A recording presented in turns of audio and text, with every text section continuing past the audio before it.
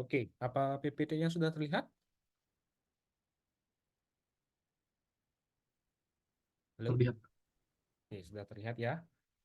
Di sini, oke, Edward. Bentar, saya buka layar partisipannya dulu. Partisipan, oke, record, sudah. Oke, eh, jadi sekali lagi ini kelanjutan dari perkuliahan kita kemarin. Kita kemarin sudah membahas eh, beberapa konsep terkait tentang neural network, ya. Mungkin di sini kita bisa lihat kemarin kita sudah bahas lewat. Ya, kita sudah bahas sampai dengan penggunaan perseptron ya untuk kasus binary classification gitu ya. Kita kemarin mencoba melakukan klasifikasi untuk kasus dataset iris ya, bunga iris gitu. Menjadi dua kelas itu sudah kita coba dengan menggunakan perseptron. Nah, hari ini atau pada kuliah kita kali ini kita akan lanjutkan untuk membahas tentang multi-layer perceptron, kemudian feed-forward neural network, konsep backpropagation ya, kemudian nanti juga akan kita coba menghitung apa namanya itu melakukan klasifikasi dengan konsep multi-layer perceptron dan terakhir juga akan saya singgung atau kita bahas terkait bagaimana melakukan optimisasi model neural network kita. Itu ya adik-adik, jadi itu agenda kita kali ini. Nah, sebelum lanjut mungkin kita ingat-ingat dulu ya apa yang kita pelajarin kemarin, karena yang kita pelajari kemarin itu sangat berkaitan erat dengan apa yang akan kita bahas hari ini ya. Nah, kemarin kan kita belajar tentang perseptron ya. Ada yang ingat enggak komponen-komponen penyusun perseptron itu apa saja? Ada yang bisa menyebutkan? Silahkan resen. Ada 22 orang, silahkan resen yang bisa. Nanti saya tunjuk untuk menjawab. Komponen perseptron ada apa saja? Tidak ada yang ingat? Ini penting ya dia karena akan kita gunakan lagi di materi kita kali ini membahas tentang multilayer perseptron. Farel,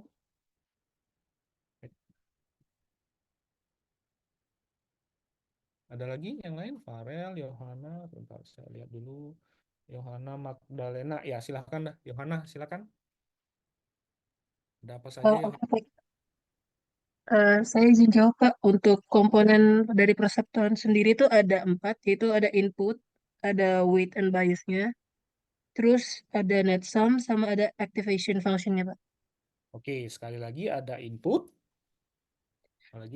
Ada input, ada weight dan bias, terus Ada ada weight net and sum, bias, ada net sum. sama ada activation function.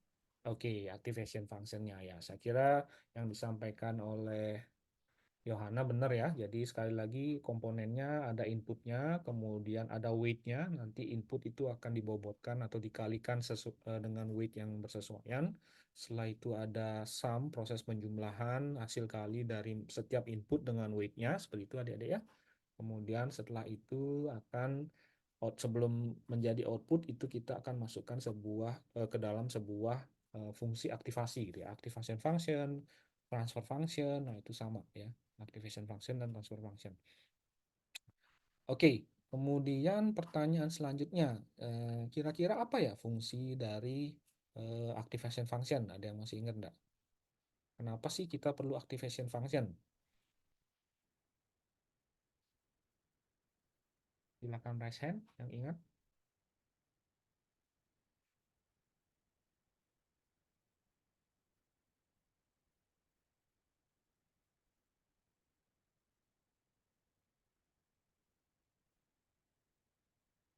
Ada yang ingat? Kenapa kok kita perlu activation function?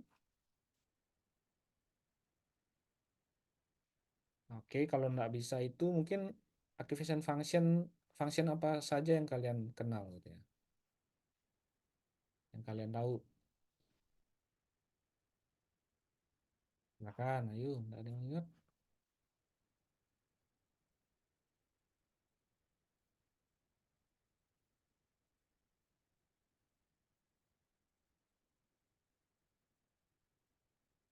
Yuk, apa? Kenapa kok kita perlu activation function? Kemudian jenis-jenis activation function itu apa saja? Nggak ada yang ingat? Sebutkan dua mungkin.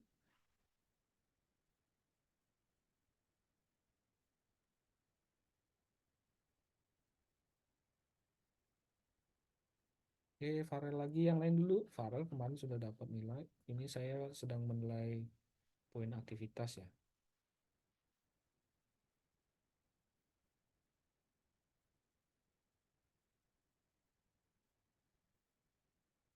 Eh, yang 20 ya. Silakan Edward Alexander ya. Silakan Edward. Mm-mm. Halo, Edward.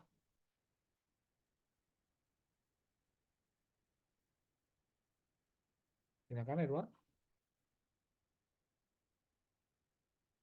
Maaf Pak, mic saya error. Jawab pakai chat saja bisa Pak. Oke, silakanlah Edward. Mm. Ini yang jawab Edward kan, bukan chat GPT ya. Oke, silakan Edward. Apa berarti? Kenapa kita perlu activation function, Edward?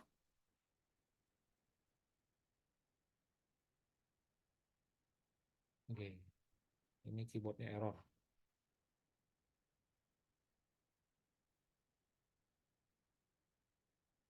Oke, kegunaannya untuk sortir datanya sesuai cluster. Kemudian contohnya softmax, relu, sigmoid. Ya, benar. Contohnya benar ya. Softmax, relu, sigmoid itu contoh-contoh activation function. Kemudian kegunaannya untuk sortir data sesuai cluster. Saya nggak paham. Apa maksudnya mengurutkan data agar sesuai cluster? Ya, oke.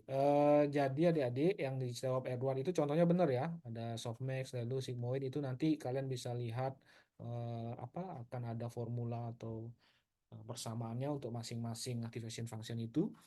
Kemudian kegunaannya kenapa kita perlu activation function? Jadi sekali lagi kegunaannya itu adalah agar kita bisa melakukan klasifikasi atau pemisahan data untuk kasus-kasus yang tidak linier ya, adik-adik ya. Jadi fungsi dari activation function itu adalah menghadirkan konsep non-linearitas gitu ya pada perseptron kita. Gitu. Karena sebenarnya hasil kali weights dikalikan input ditambah bias itu berupa persamaan garis lurus ada sebenarnya. Kemudian kita masukkan ke dalam activation functions agar nanti pada saat proses perhitungan outputnya itu bisa kita tambahkan konsep non-linear tadi gitu ya, non-linearitas. Nah, di slide saya ini kemarin kalau nggak salah saya sempat sampaikan juga ya. Nah, ini activation function introduce the non-linearity aspect. Ya. Ilustrasinya seperti ini. Nah, jadi pada saat kita berusaha memisahkan atau mengklasifikasikan data kita yang tidak dapat dipisahkan dengan sebuah garis linier, maka di sanalah fungsi hadirnya activation function itu. Itu ya, Edward dan yang lain.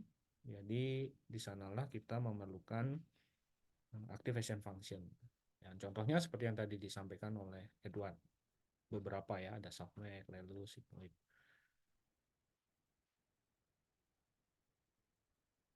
Oke.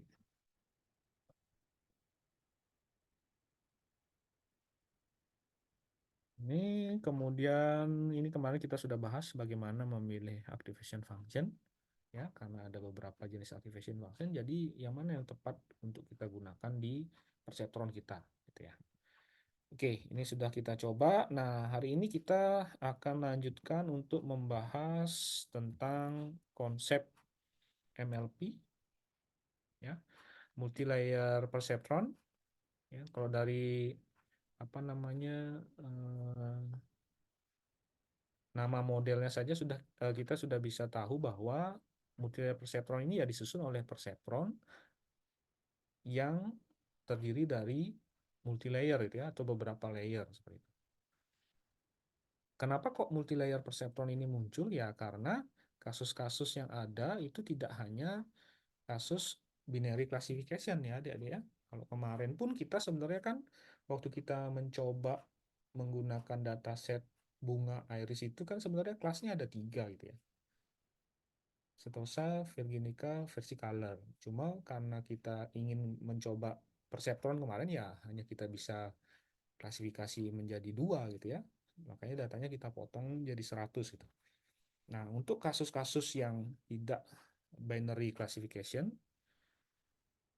kita bisa gunakan multi-layer perceptron ini gitu. Ya, jadi multi-layer perceptron ini tentu saja disusun oleh perceptron yang jumlah layernya itu lebih dari satu gitu ya. Nah, jadi kalau digambarkan maka wujudnya akan seperti ini, gitu ya, adik-adik ya. Kemudian satu node ini atau satu lingkaran ini ya satu perseptron.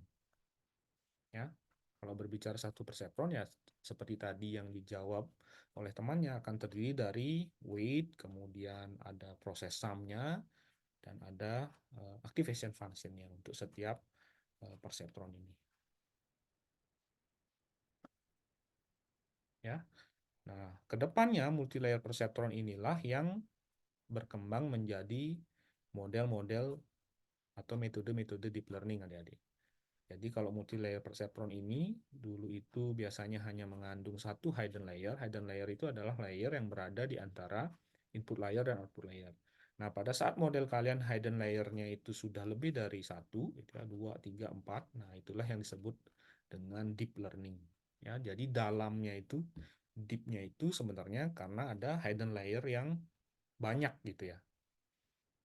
Nah, kenapa itu dimungkinkan ya sebenarnya karena kemampuan komputasi, kemampuan komputer, adanya GPU processing dan lain sebagainya itu yang mengakibatkan kalau kita menambah layer itu dimungkinkan untuk melakukan perhitungan gitu. Kalau dulu mungkin ya MLP ini sudah apa? Sudah susah payah dieksekusi oleh komputer ya, tetapi komputer sekarang sudah jauh lebih cepat sehingga kita bisa menambah ya apa namanya layernya semakin banyak gitu ya. Nah, itulah yang disebut deep learning. Oke, nah MLP ini juga kemarin kita sudah bahas. Jadi berapa layer dan berapa neuron. Jadi kalau kita berbicara masalah MLP, maka yang harus kita buat awalnya pertama kali itu adalah arsitekturnya. Arsitektur itu terdiri dari berapa layer dan berapa neuron gitu ya. Neuron itu satu perseptron ini satu neuron gitu ya adik-adik ya. Nah kalau yang ini berarti contoh yang saya tunjuk ini, kursor saya terlihat ya adik-adik ya. Saya nunjuk-nunjuk takutnya tidak terlihat. Terlihat ya. Oke, terlihat ya Farel ya. Jadi apa bentuk arsitektur seperti ini maka kita bisa sebut bahwa apa namanya multi-layer perceptron kita atau model kita itu terdiri dari satu hidden layer, gitu ya. Dengan dihitung aja neuronnya ada berapa nih? 1, 2, 3, 4, 5. Ada 5 neuron gitu ya. Satu hidden layer dengan 5 neuron seperti itu. Ya arsitektur kita. Pertanyaannya apakah harus 5? Enggak gitu ya. Jadi bisa 6, bisa 3. Nah, itu bisa kita setup sebagai sebuah parameter di awal gitu ya. Termasuk tadi jumlah hidden layer-nya. Kalau sudah lebih dari satu, ada 4, ada 3 ya udah tergolong deep learning sebenarnya. Kalau output layer ya ini tergantung dari kasus kita dia ya. Kalau kasusnya itu binary classification gitu anggap, ya udah kita hanya perlu satu satu neuron di akhir gitu ya untuk outputnya. Seperti itu. Kalau input ya tergantung data kita gitu ya.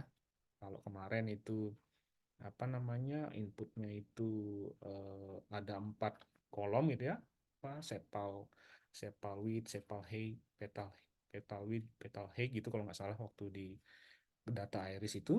Nah itu berarti ada 4 inputnya kan seperti itu.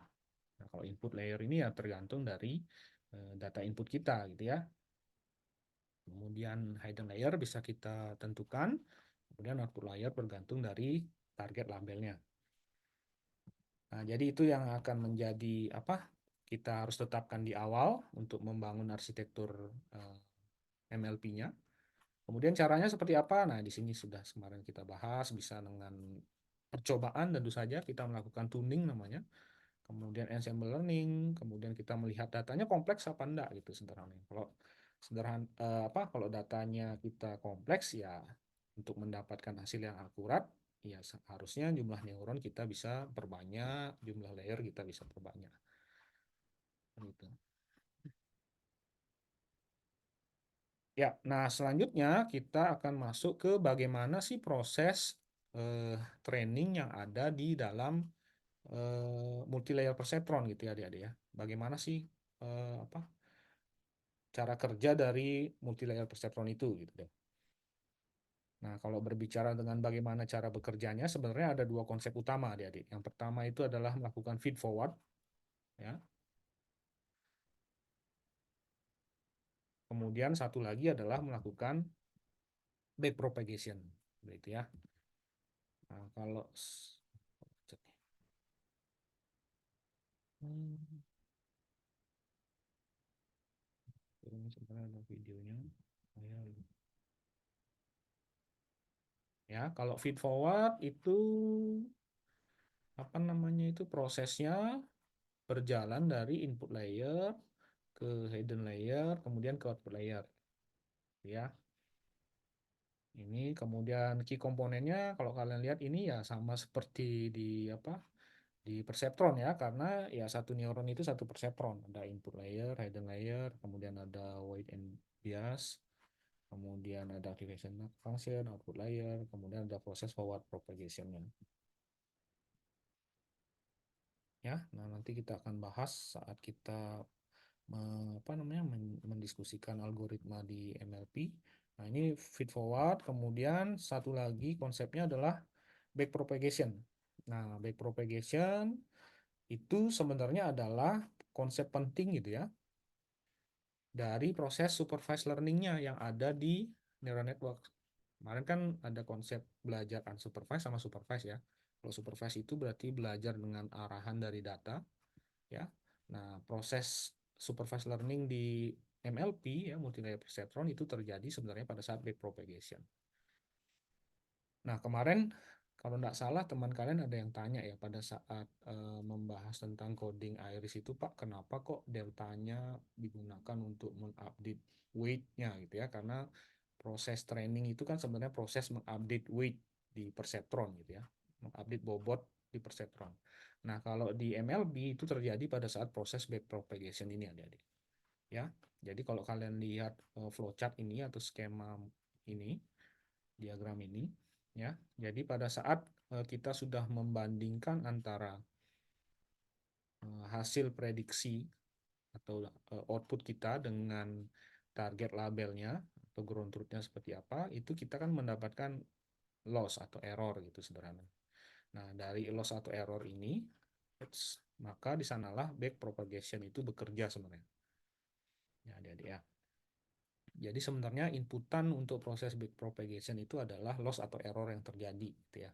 Loss atau error didapat dari mana ya hasil perbandingan antara output prediksi dari modelnya setelah melakukan feed forward gitu ya.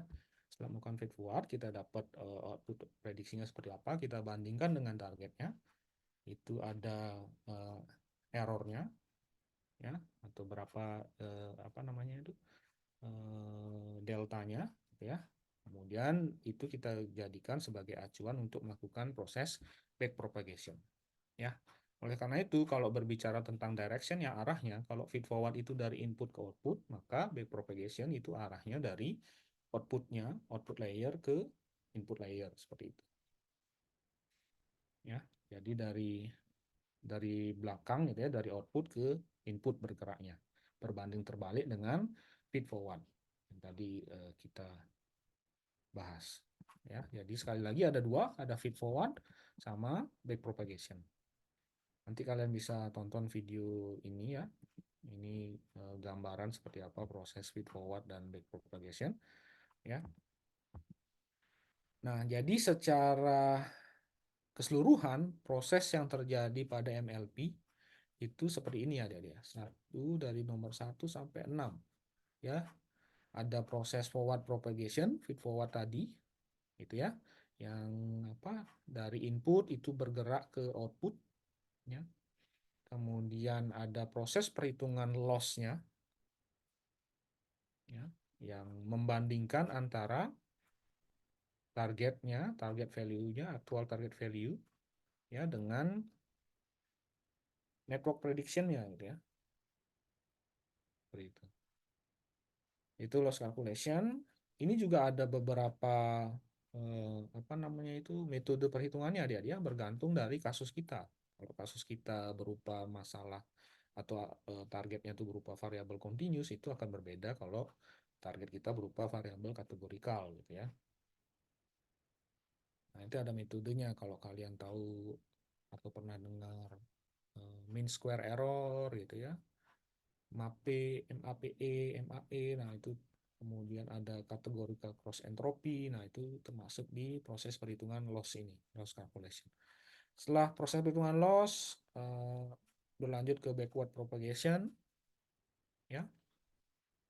Nah, di sini kalau kalian baca akan ada menghitung ya gradient of the loss function yang sesuai dengan weight dan biasnya, ya. Kemudian sama seperti feed forward sebenarnya itu proses perhitungannya itu dilakukan layer by layer ya. Dia akan dimulai berarti perhitungannya dari output layer ke hidden layer ke input layer seperti itu. Ya, kemudian di sini sekali lagi ada perhitungan masalah gradien. Ya, jadi gradien untuk setiap weight and bias itu mengindikasikan seberapa besar error itu akan naik atau turun. Pada saat kita melakukan updating weight adik-adik, kita harus bisa memperkirakan kira-kira kalau kita update weight-nya segini, nanti proses feed forward selanjutnya gitu ya, itu kira-kira errornya itu akan naik atau turun. Karena harapan kita kan errornya bisa turun gitu ya. Jadi kalau error turun ya artinya semakin mendekati antara hasil prediksi model dengan eh, target labelnya. Nah, setelah melakukan backward propagation, tahap selanjutnya adalah melakukan update-nya, ya, mengupdate weight and bias-nya, gitu ya. Itu kita lakukan proses update berdasarkan perhitungan backward propagation ini. Kemudian proses eh, iterasinya, jadi kita akan lakukan itu beberapa kali, gitu ya, sehingga harapannya errornya itu akan semakin mengecil, gitu, ya. Nah, proses keenam itu adalah training completion. Nah, training completion ini itu berarti proses iterasi sudah selesai ataupun misalkan ya error atau loss-nya itu sudah nol gitu ya. Jadi tidak ada perbedaan antara hasil prediksi dari model dengan target atau label aslinya. Nah, di sanalah proses trainingnya seharusnya selesai. Nah, pada saat proses training selesai, yang penting untuk disimpan kalau kita menggunakan MLP model itu adalah weight-nya, adik-adik. Ya, jadi kita harus tahu weight optimal dengan arsitektur MLP yang kita tetapkan di awal itu berapa gitu. Ya, karena itulah berarti model yang optimal dengan training yang sudah kita lakukan tadi gitu. Ya, jadi nanti pada saat proses testing gitu ya, menguji performa dari model kita ya udah kita gunakan weight yang sudah optimal tadi hasil proses training tadi. Gitu. Oke, sebelum lanjut kira-kira bisa terbayang dulu ya, kita belum masuk ke teknis masing-masing ini perhitungannya seperti apa. Kira-kira bisa terbayang dulu proses dari apa kerja MLP untuk melakukan klasifikasi? Ada? Ada yang mau ditanyakan? Ya, Dek?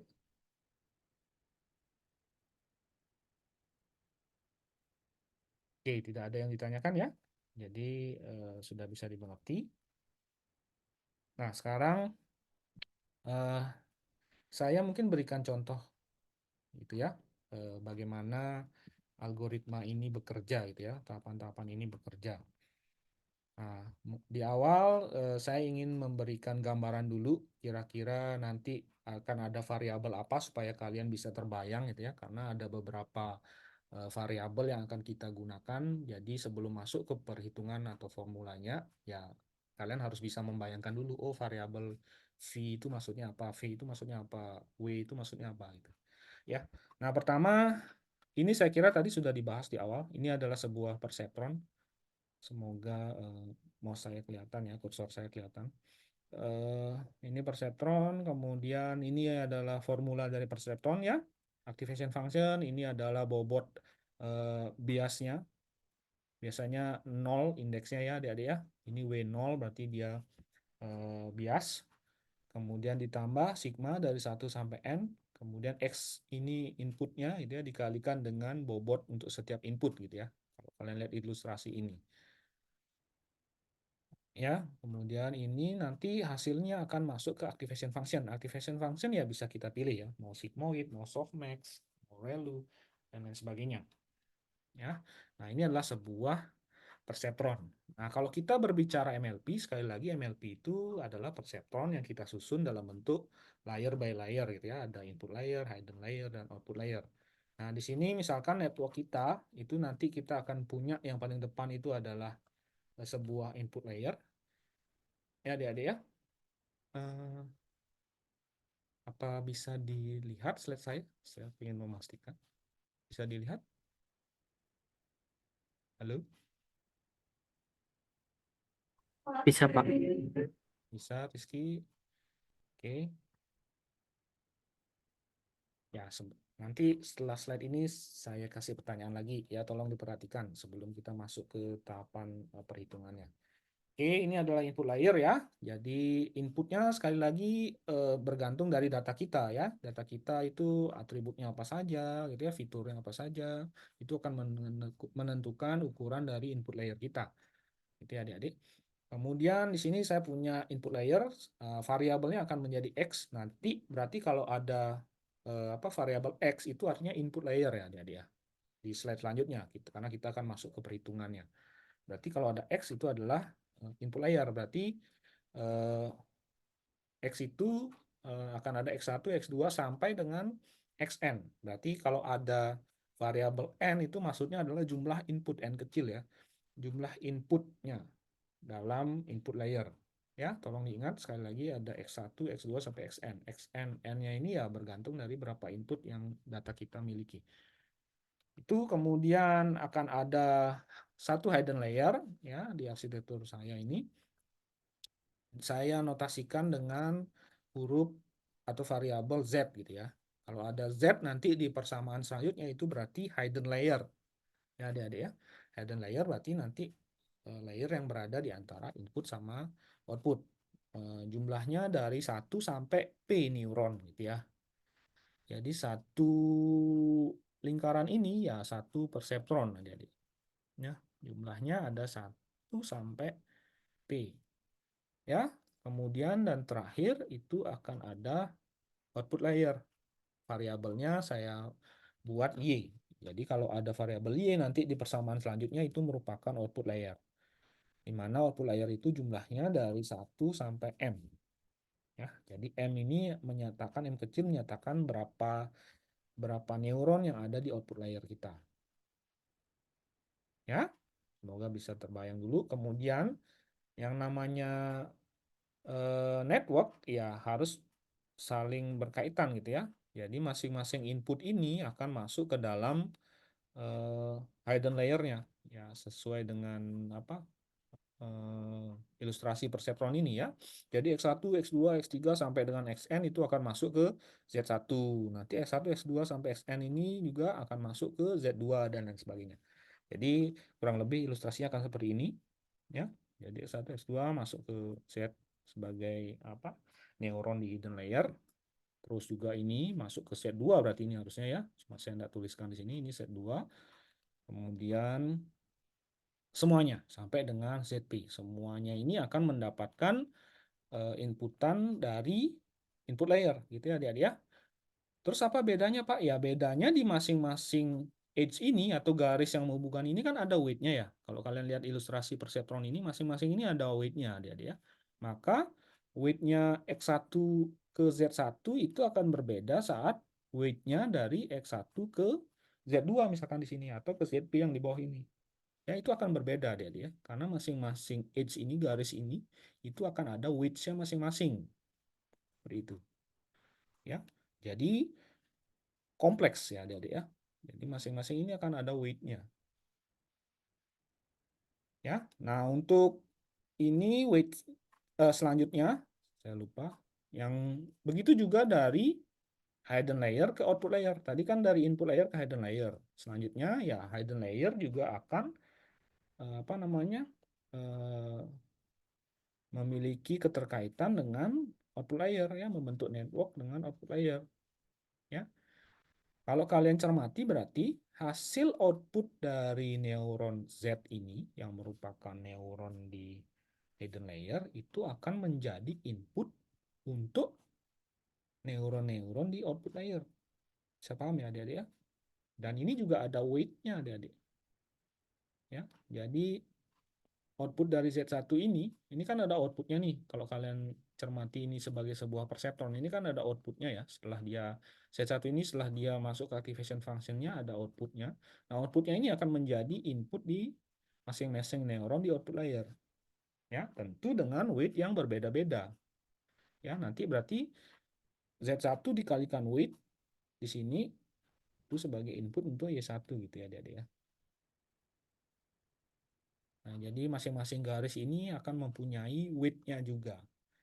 Ya, jadi kalau dengan arsitektur seperti ini, maka kalian akan memiliki dua jenis weight gitu loh adik-adik ya.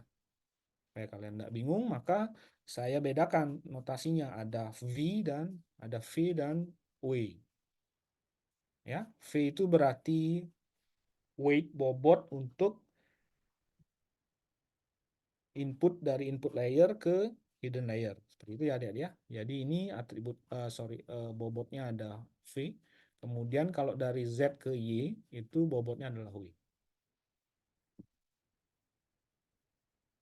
Ya, jadi nanti akan ada dua jenis weight gitu ya, adik. Ada yang V, ada yang W.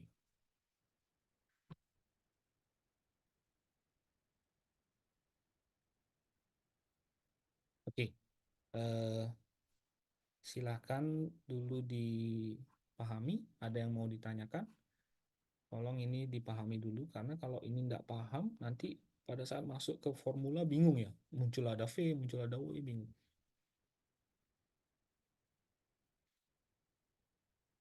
Ada yang mau ditanyakan adik-adik sebelum lanjut ke proses perhitungannya? Arsitekturnya dulu ada yang mau ditanyakan?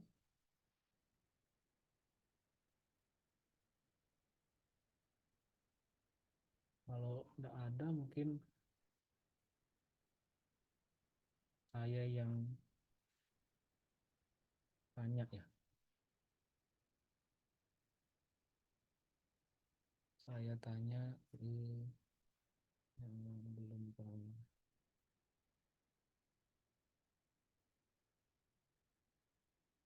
Rigel ada Rigel? NIM 58. Rigel, halo, ada? Oh, ada di Iya sini. Pak.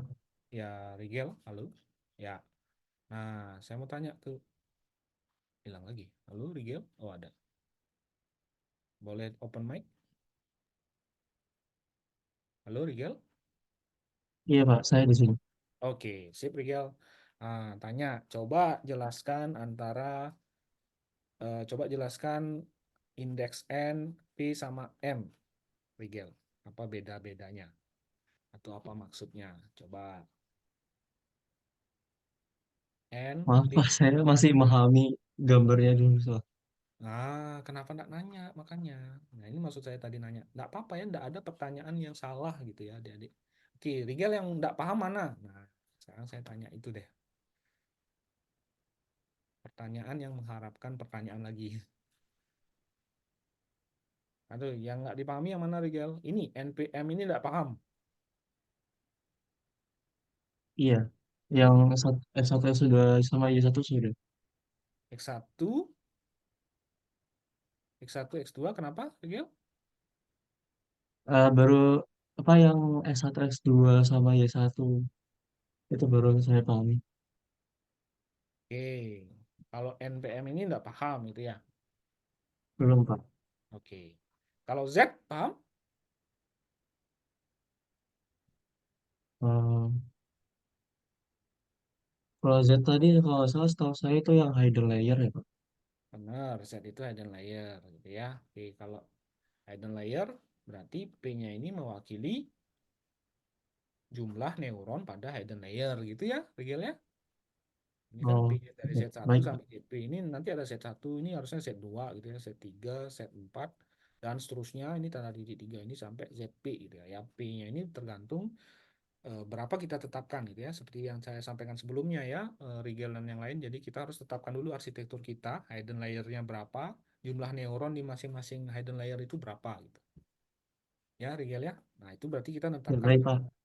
itu. Nah, kalau N, Rigel dan yang lain, N ini menyatakan jumlah inputnya. Jumlah input kita tahunya dari mana ya, dari data gitu ya. Rigel ya. Kalau kemarin kita menggunakan data bunga itu, iris itu inputnya berarti 4 ya. Rigel dan yang lain. Berarti N-nya sama dengan 4 gitu berarti. Berarti X-nya dari X1, X2, X3 sampai X4. Gitu ya, Rigel. Ya, Kemudian paham, kalau Pak. M ini adalah jumlah outputnya, jumlah neuron di output. Kemudian kalau pertanyaan apa, gimana menentukan M? Ya itu tergantung dari kasus klasifikasi kita gitu jawabannya. Kalau kasus klasifikasi kita itu multi kelas, maka ya jumlah M-nya tergantung kelasnya gitu ya.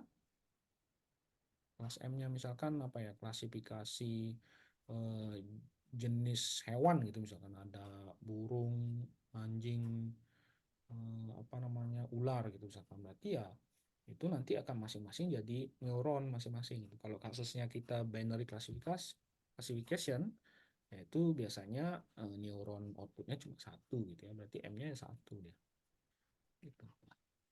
Ya, Rigel ya. Ya, berarti Oke, tergantung dari data ya, Pak, ya? benar, tergantung dari target labelnya di data kita gitu ya. Kita lihat data kita itu targetnya dia kira-kira cocoknya neuronnya berapa gitu ya, labelnya. Ya, paham ya, Rigel? Ya, paham, Pak. Terima kasih. Oke. Sip, Rigel. Nah, yang lain gimana? Ada yang mau ditanyakan enggak? Sekali lagi, enggak apa-apa nanya ya adik-adik ya. Dibandingkan bingung lagi. Bahkan nyuruh saya ngulang jelasin enggak apa-apa. Ya. Karena materi kita ini kan apa? Kelanjutan gitu ya. Dia berkelanjutan. Jadi kalau di awal bingung, semakin ke belakang semakin bingung kalau nggak di apa, diatasi bingungnya di depan dulu gitu. Oke, nggak ada yang ditanyakan. Oke, tidak ada yang ditanyakan ya. Saya anggap sudah paham. Sekali lagi, ini adalah bentuk arsitektur kita sekarang ya. Karena oke, Edward, silakan. Silakan Edward. Halo, Edward. Tadi resen Edward yang 20 ya. Edward Alexander. Halo, Edward. Open chat. Oh, di chat ya, kalau Edward ya. Oke, maaf Pak, ini oke Edward. Maaf Pak, boleh jelaskan rumus yang out itu gimana? Oke. Nah, jadi yang ini ya, Edward dan yang Edward yang tanyakan ya. Jadi out ini adalah, maksud saya out dari neuron gitu ya, hasil dari sebuah neuron atau perseptron di sini ya. Ini kan satu neuron ya, satu perseptron, satu lingkaran atau bulat ini ya, itu adalah satu perseptron, sehingga ada input ada outputnya gitu ya. Jadi outputnya itu berupa, pertama itu yang harus Edward dan yang lain perhatikan itu adalah ini ya, hasil kali dari input dikalikan weight-nya gitu ya, hasil kali input dikalikan weight-nya. Jadi semua input dikalikan dengan weight yang bersesuaian. Jadi sederhananya adalah kalau kalian ingin mencari output dari, anggaplah ini ya, Y1 ini kan ada outputnya, maka kalau kita mau mencari output dari Y1 ini, maka akan kita kalikan outputnya Z1 berarti di sini ya, karena dia akan menjadi inputnya untuk Y1, outputnya Z1 dikalikan weight-nya di sini gitu ya, kemudian ini berarti kan Z2 gitu ya. Simpel deh, saya coret. Nah, ini kan Z2 ya gitu. Nah, terlihat Edward atau yang lain saya tulis. Halo. Terlihat, Pak. Oke, Sidik, terima kasih konfirmasi. Nah, ini kan Z1 dikalikan weight-nya gitu ya. Berarti di sini karena saya bilang untuk bobot yang bagian hidden sama output itu variabelnya ada W, nanti di sini akan ada W-nya, adik-adik. Nah, berarti nanti notasinya di sini adalah W11 gitu dia. W11, W1,1 gitu. Jadi dia adalah cara menghitungnya adalah Z1 dikalikan W11 gitu ya. Kemudian Z2 dikalikan W21 gitu. Satu gitu. Kemudian Z3 ini kan Z3 Z3 ini Z4. Tulisan saya bagus. Oke, jadi dikalikan ke sini semua ya, dikalikan weight-nya semua. Nanti baru di sum, baru masuk ke activation function. Ditambah biasnya dulu gitu ya. Kemudian nanti dikalikan activation function. Bias itu Pak, kok nggak ada biasnya? Nah, nanti di masing-masing ini sebenarnya ada biasnya adik-adik ya. Bias itu kan berupa weight sebenarnya. Nanti di sini ada bias-biasnya semua di masing-masing neuron ini. Seperti itu. Ini W11, kenapa W11 ya di sini berarti ada W12 gitu ya. Yang di sini, yang garis ini. Ini kan dia dari Z1 ke Y2 gitu ya. W12 berarti. Nah, jadi nanti apa? Hasilnya ini masuk ke activation function, itulah yang menjadi outnya. Seperti itu ya, Edward. Jadi nanti di sini akan ada outnya. Setelah masuk ke activation function. Gitu ya. Kemudian mungkin pertanyaan yang lebih teknis lagi, Pak, apa bedanya out dari Z1 sama I1? Beda kegunaannya ya adik-adik ya. Kalau Z1 ini outnya, sekali lagi outnya itu akan menjadi input untuk Y1 gitu ya. Neuron selanjutnya di output layer kebetulan. Ya. Kalau Y1 di sini outputnya akan digunakan apa untuk menghitung error atau lossnya adik-adik. Karena di sini kan ada targetnya ya gitu ya.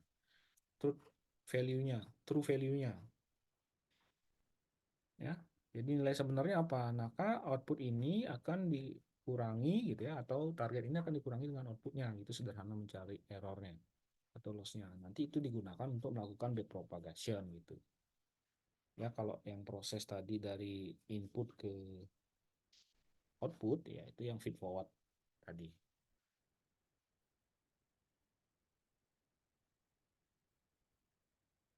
Nah, seperti itu Edward, semoga bisa dipahami.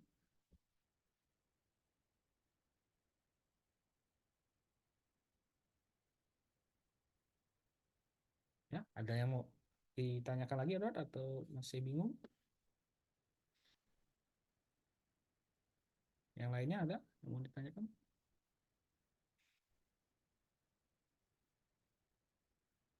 Maulana, silakan Maulana. Ya, permisi Pak. Bisa Ya, didengar, apakah kedengaran Pak?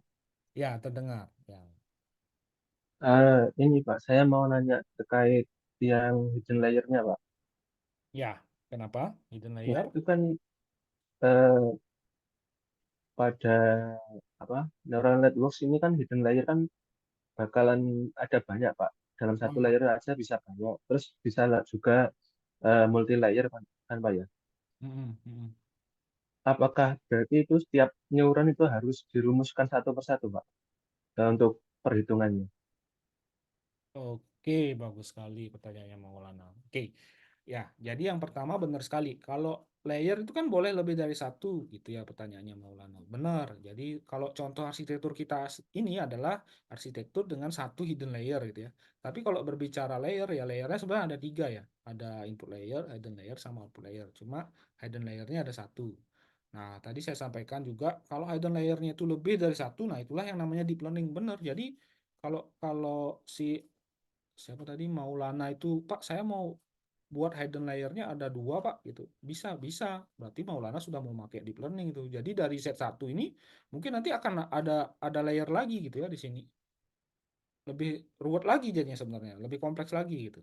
Ya, jadi dari Z1 ini ke sini dulu, baru nanti ke outputnya gitu. Ya, jadi ada hidden layer lagi gitu ya di sini. Ya, jadi ada dua hidden layer sebelum masuk ke output layer. Apakah bisa? Bisa.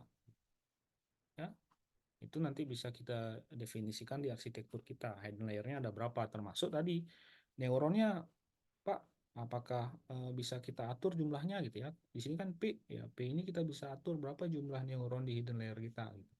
Nah, kalau berbicara masalah apa? Perhitungan, apakah perhitungannya akan kita lakukan satu persatu? Jawabannya sebenarnya iya. Cuma kita akan lakukan dalam bentuk matriks sebenarnya kalau dalam pemrogramannya. Ya,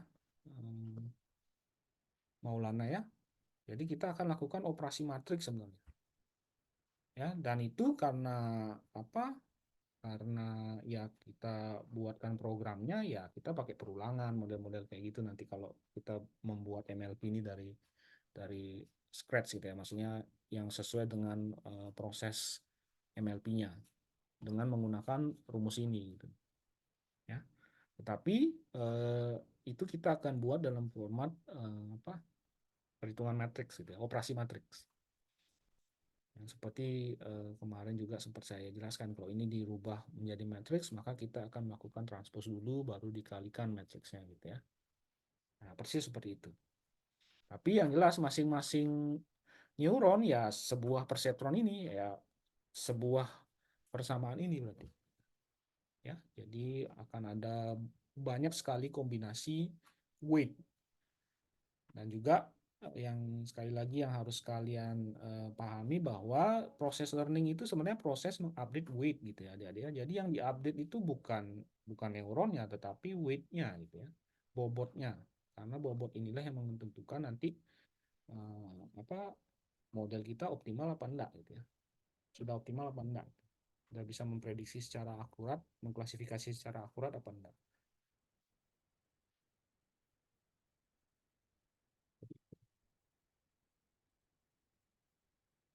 Ya, Maulana. Tadi Maulana yang tanya ya, benar ya? Bisa dipahami ya Maulana? Terima kasih, Pak. Ya, benar. Nah, kalau dia hidden layer, saya nggak bisa jelasin perhitungan manualnya, Maulana. Banyak sekali nanti slide saya, gitu ya. Takutnya kalian bingung juga. Makanya ini saya untuk menjelaskan proses manualnya, gitu ya. Saya buat yang paling sederhana dulu, gitu. Jadi ada satu hidden layer, gitu ya. Kalau Pak, saya maunya 3 hidden layer, bisa, gitu. Bisa jelasin prosesnya satu-satu ya, banyak banget gitu ya prosesnya. Nanti kalau takutnya kalian akan bingung. Jadi saya berusaha yang sederhana dulu, minimal kalian bisa paham konsep di balik MLP itu seperti apa. Karena kalau kalian sudah nanti masalah coding itu sebenarnya tinggal 3 baris pakai pakai library Keras itu udah jadi MLP-nya gitu ya. Tinggal kalian set berapa neuron, berapa hidden layer gitu ya. Itu sudah jadi, tinggal kalian pakai gitu. Nah, tetapi juga kenapa ini saya harus jelaskan karena yang terpenting itu kalian tadi paham bahwa konsep bagaimana menentukan jumlah neuron gitu ya di output layer ya itu tergantung karakteristik outputnya gitu ya dia. Jadi jangan sampai kalian salah tuh coba gitu ya menentukan jumlah neuron di output layer. Nah, itu salah ya.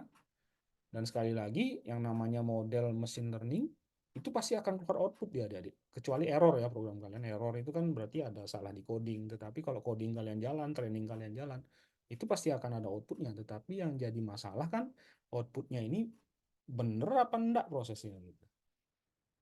Ya, dan itu kadang-kadang lemahnya kalau kalian enggak tahu basicnya gitu ya. Main atur-atur apa parameter, coba-coba saya coba neuron outputnya 10 gitu padahal kasusnya binary classification ya udah pasti salah ya secara konsep tetapi mungkin akan tetap keluar hasilnya tetapi hasilnya salah ya. Oke, ini juga input layer tadi konsep hidden layer sudah eh, kita bahas ya kita diskusikan. Oke, saya kira eh, sudah jelas ya ini adik-adik kita sekarang akan masuk ke perhitungannya. Jadi sekali lagi kalian harus paham ada 2 bobot di sini, ada bobot V berarti bobot dari input layer ke hidden layer, ada bobot W, ada bobot dari hidden layer ke output layer gitu ya, ada N berarti jumlah input, P berarti jumlah neuron di hidden layer, kemudian M berarti jumlah neuron di output layer. Oke. Nah, sekarang bagaimana eh, proses perhitungannya. Nah, ada 3 fase utama. Ada propagasi maju, propagasi mundur, modifikasi bobotnya gitu ya.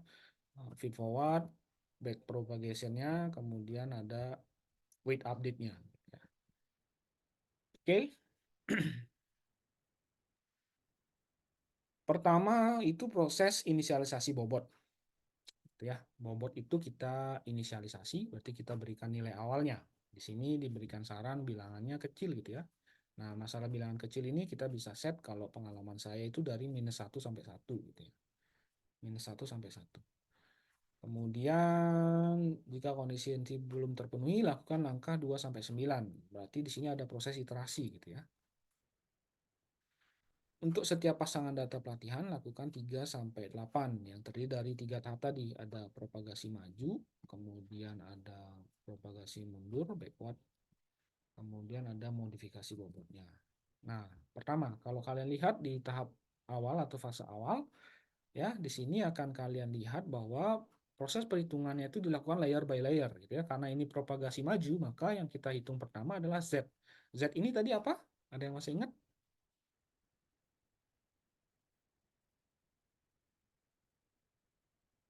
Z, variabel Z berarti hidden layer, Pak. benar, atalah Kyrie. Nah, hidden layer ya. Hidden layer jumlahnya 1 sampai P gitu. Berarti kita pertama berusaha menghitung output dari hidden layernya.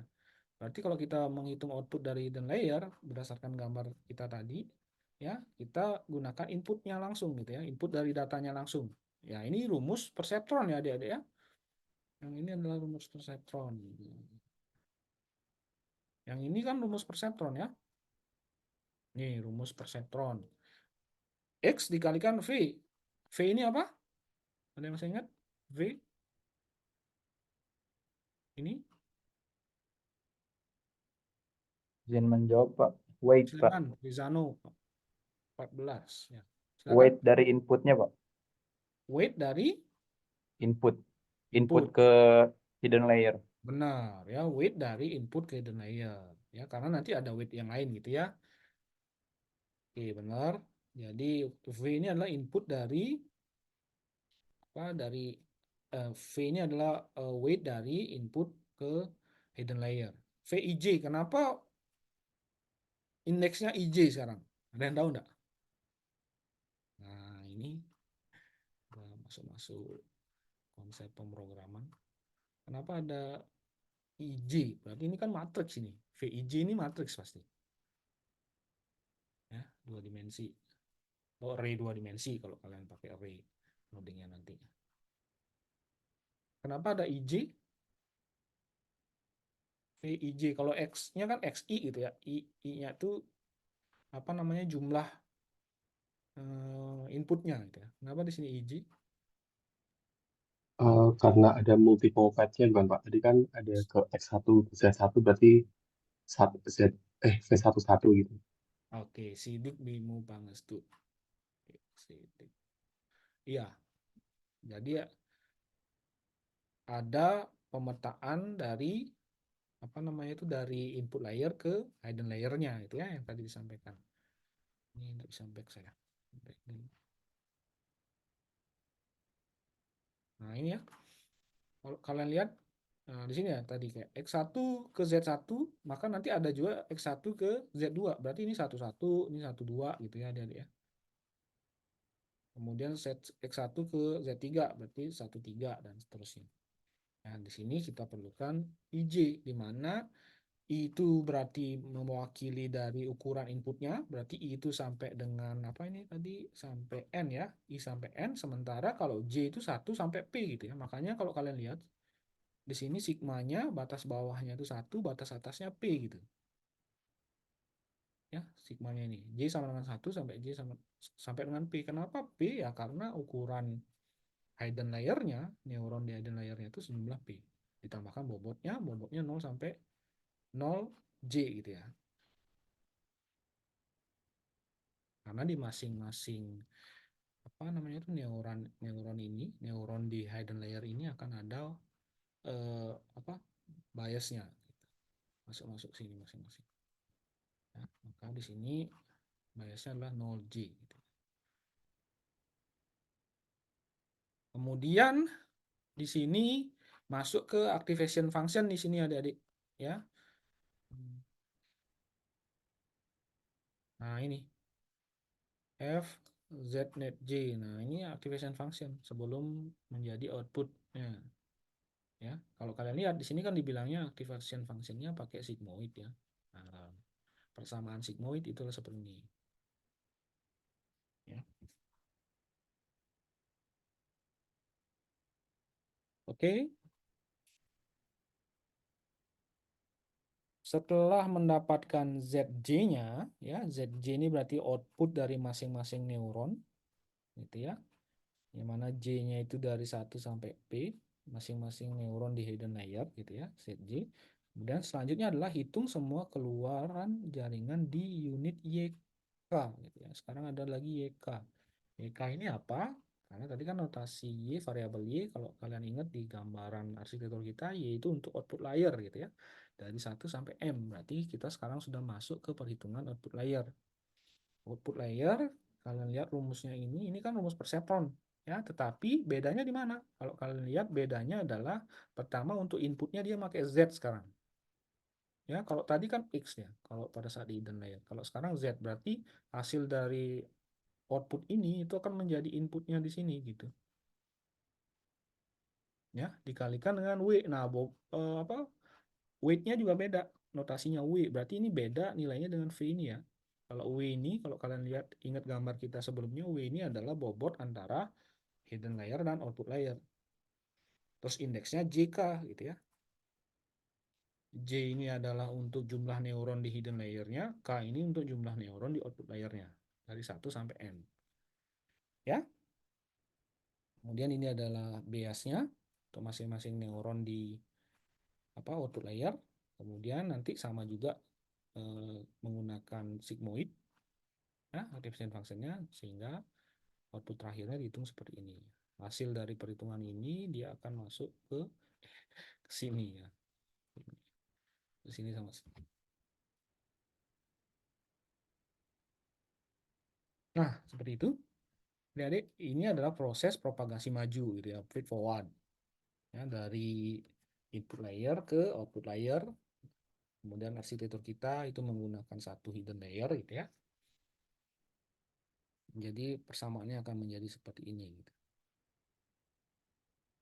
Oke. Sebelum lanjut, ada yang mau ditanyakan?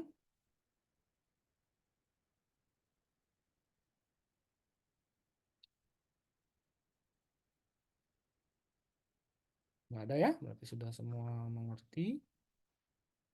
Muhammad Rizky, silakan. 10.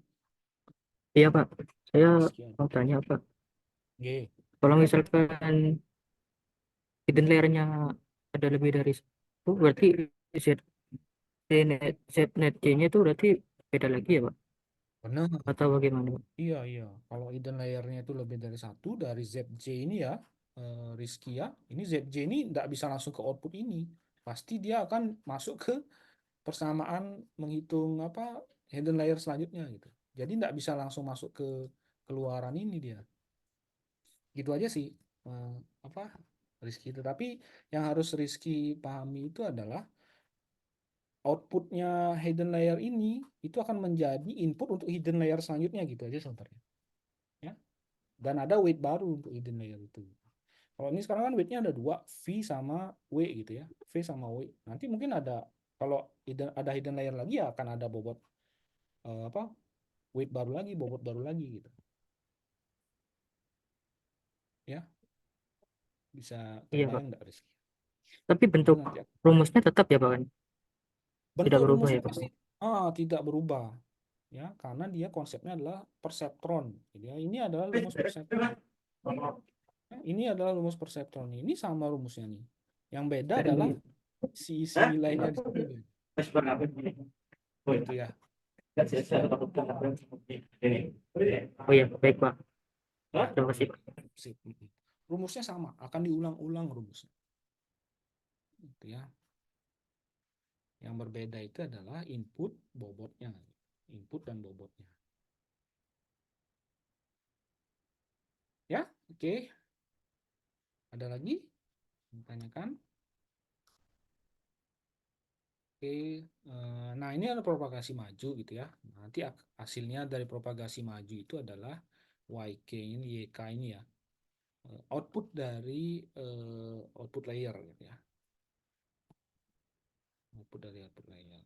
Nah, selanjutnya masuk ke backpropagation-nya.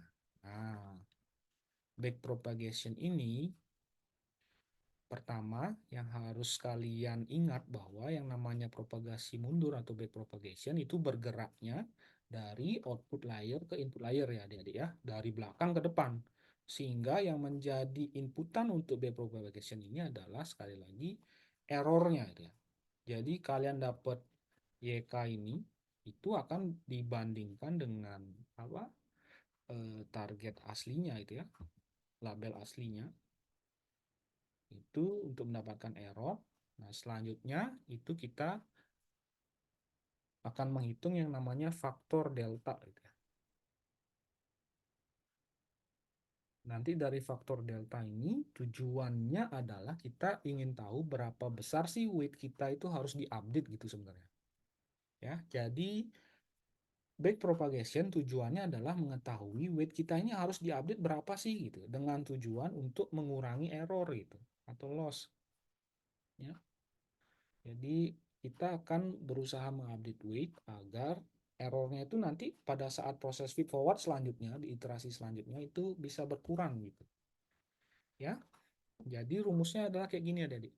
Pertama, kita akan melakukan propagasi mundur untuk dari supaya kalian terbayang ya. Propagasi mundur pertama, propagasi mundur sekali lagi kan dari output ini, dari belakang ini. Nah, dari belakang ini ke depan. Nah, ke sini dia. Adik-adik ya.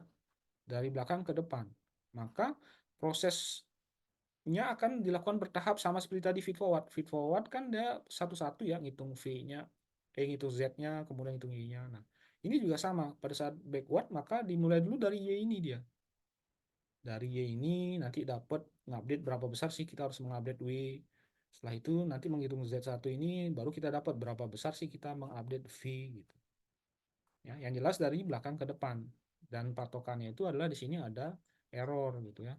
Membandingkan antara output yang tadi dari Y dibandingkan dengan output aslinya. Itu sebagai patokan.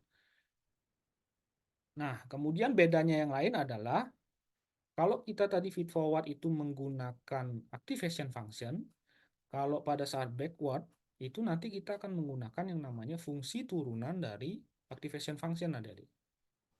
Nah, kalau kalian buka dokumentasi dari activation function gitu mungkin ya, sebentar. Coba saya carikan. Saya kopikan di sini. Jadi setiap activation function itu ada fungsi turunannya gitu. Ya, itu tinggal dipakai juga. Activation function, sebentar saya contohkan.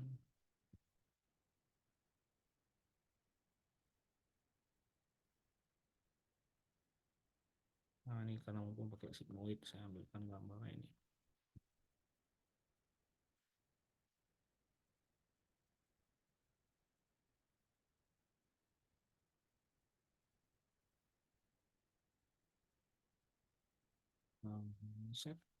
Share. Nah, sudah terlihat ya. Jadi saya tambahkan screenshot di sini. Nah, kalau nanti kalian lihat dokumentasi dari masing-masing activation function apapun itu ya, mau sigmoid, relutan dan lain sebagainya gitu ya, itu akan ada fungsi turunannya gitu ya, ada fungsi activationnya dan ada fungsi turunannya, biasanya ada aksennya di sini ya. Nah, kalau dia sigmoid dia bentuknya adalah seperti ini ya, atau kalau di rumus saya di sini, nah di sini ada F aksen Y net K gitu ya. Nah, kalau ini dijabarkan, sebentar, ininya saya, oke. Kalau yang ini dijabarkan, yang ini, ya, itu akan menjadi ini dia. Ya. YK dalam kurung 1 dikurangi YK. Ya. Nah, di depannya ini adalah TK dikurangi YK. TK ini adalah apa, target aslinya dikurangin hasil prediksinya gitu. Ini error sebenarnya. TK dikurangi YK dikalikan dengan fungsi turunan dari activation function-nya. Itu dapatnya YK sama 1 kurang. Nah, yang diselesaikan itu yang ini sebenarnya. Ya. Nah, ini yang delta K ini itu akan menjadi inputnya untuk proses menghitung berapa besar perubahan bobotnya. Di sini ada delta lagi, cuma apa menggunakan simbol segitiga ya, delta yang superscript. Bobot JK. Nah, ini bobot yang harus diupdate dari W. W ini kan tadi bobot antara weight antara output layer sama hidden layer ya, W. Itu adalah hasil kali, kalau kalian lihat di sini ada variabel baru yang namanya alpha. Nah, alpha ini adalah salah satu variabel optimisasi. Walaupun kita belum bahas, di sini sudah muncul ya. Variabel optimisasi tujuannya adalah agar model MLP kita itu tidak terjebak di kasus lokal optimal. Jadi kesannya bahwa akurasinya sudah paling mentok gitu ya, tapi ternyata itu masih lokal optimal. Nah, alpha ini kita set gitu ya, learning rate atau laju pembelajaran. Learning rate ini kita set di awal 0,2, 0,001 itu kita bisa set. Kemudian delta K ini adalah yang tadi kita hitung dari sini gitu ya. Dikalikan dengan ZJ. ZJ ini adalah output dari hidden layer. Nah, saya sedikit balik ke sini.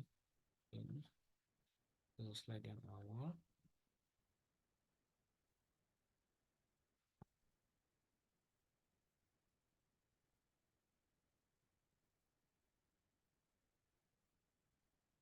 Nah, ini adik-adik ya.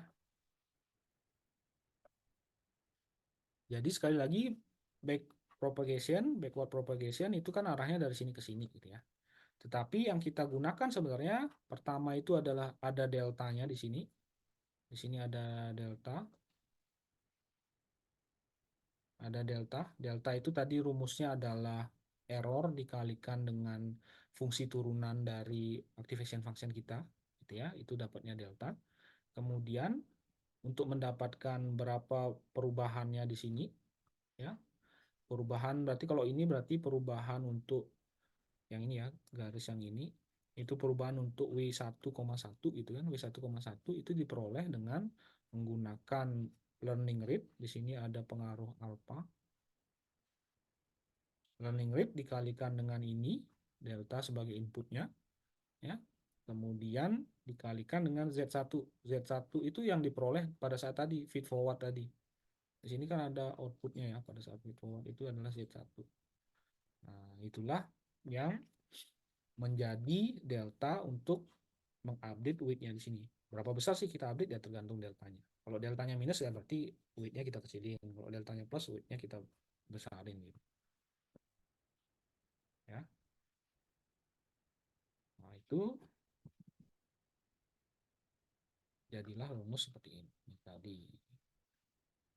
Ya, itu adalah untuk mengupdate ini delta WJK. W ini sekali lagi bobot antara output layer dan hidden layer. Nah, proses selanjutnya kan kita ada satu bobot lagi ya, itu V gitu ya. Ya V kita hitung lagi. Nah, caranya sama kayak di atas. Ya.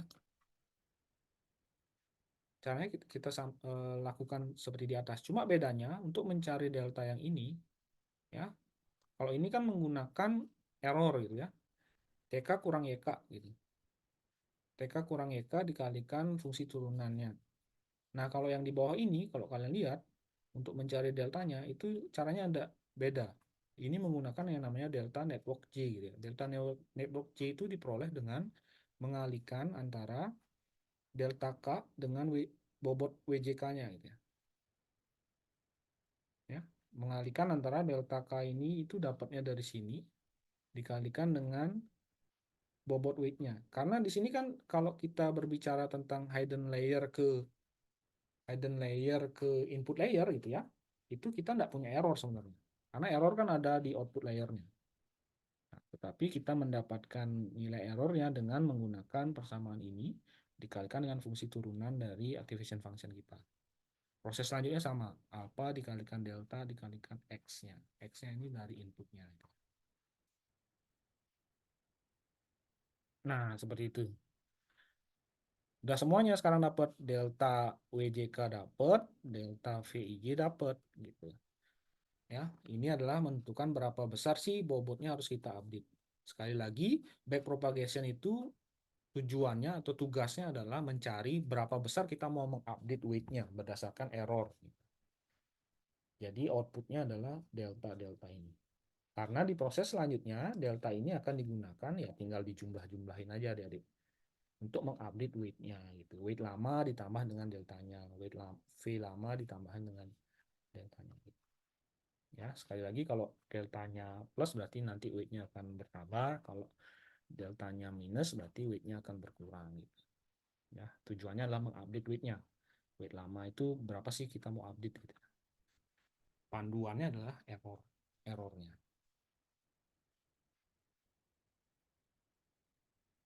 Ada yang mau ditanyakan? Saya kira mungkin kebingungannya nanti akan ada di sini sebenarnya. Di sini ya. Proses ini. Ya. Yang harus kalian pahami panduannya beda ya. Nah, ini. Ya, pada saat dia mengupdate ini maka inputannya kan errornya gitu ya. Di sini kan ada errornya. Kalau pada saat dia mengupdate V ini, maka di sini inputannya itu agak beda caranya nyari gitu ya. Akan beda caranya nyari dengan mengalihkan antara yang tadi ini.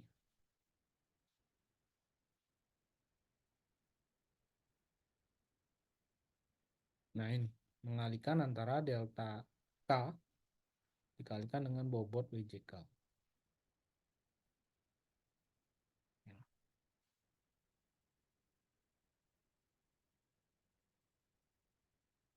Oke.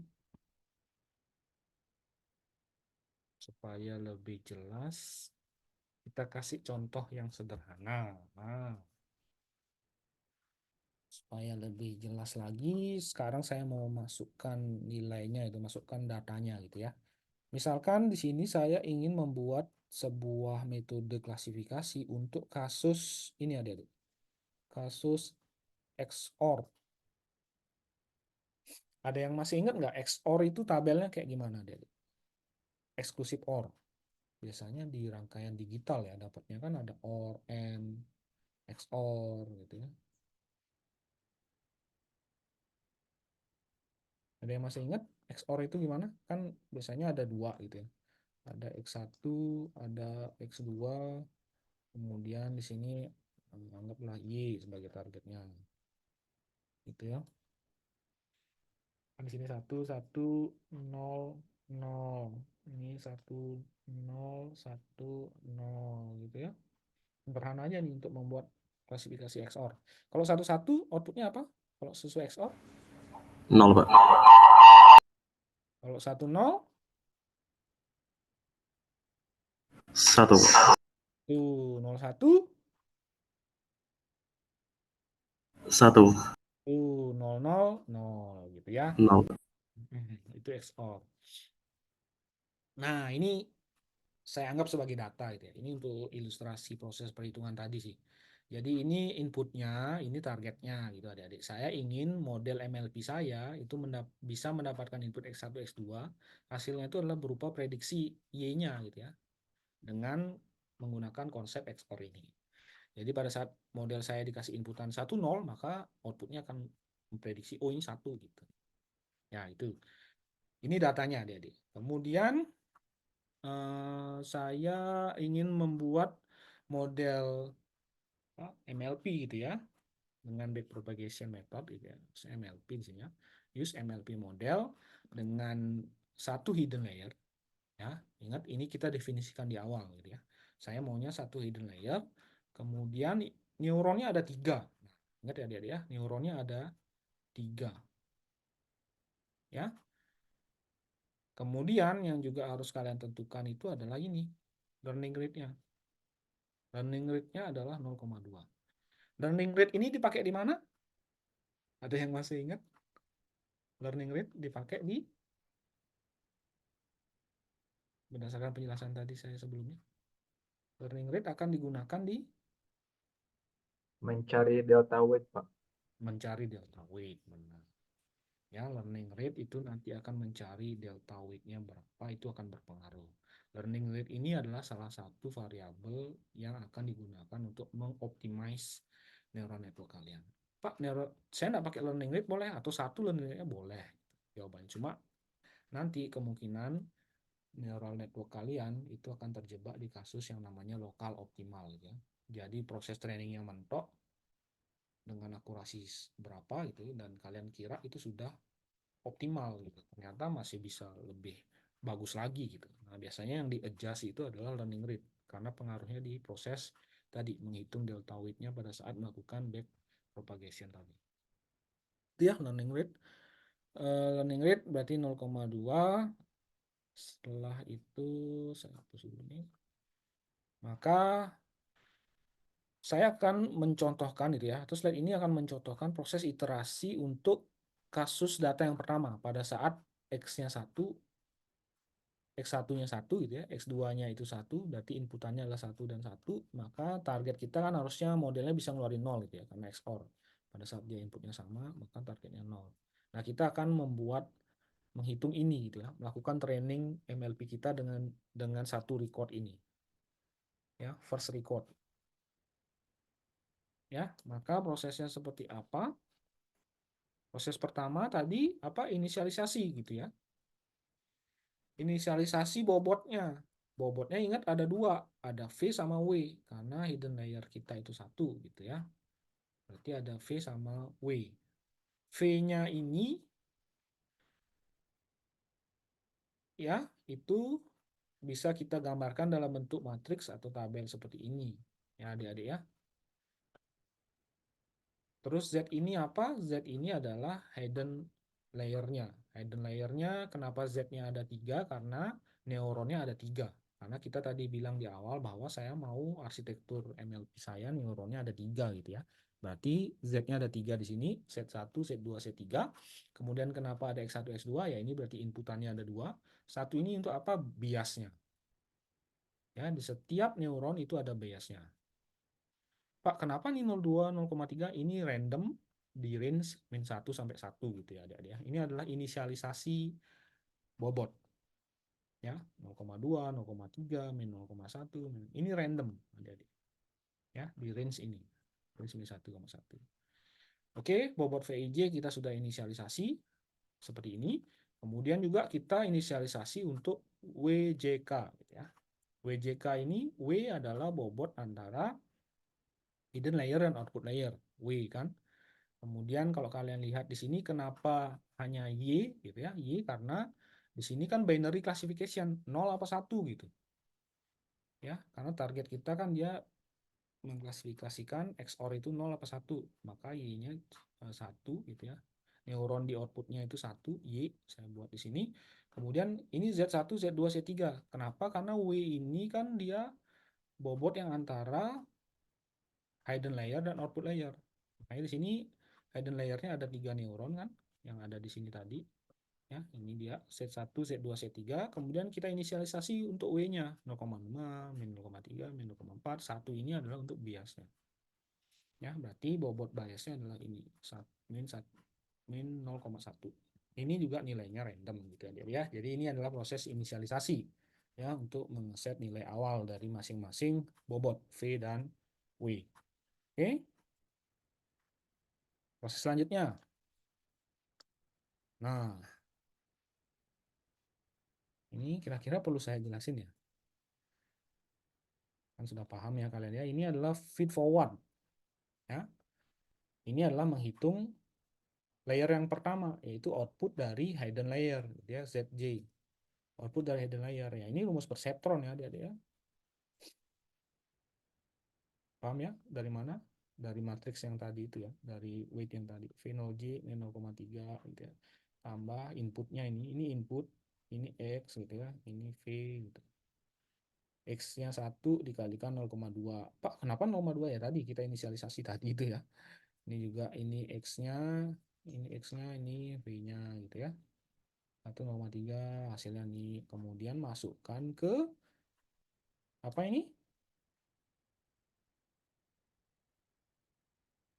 Ada yang ingat ini apa?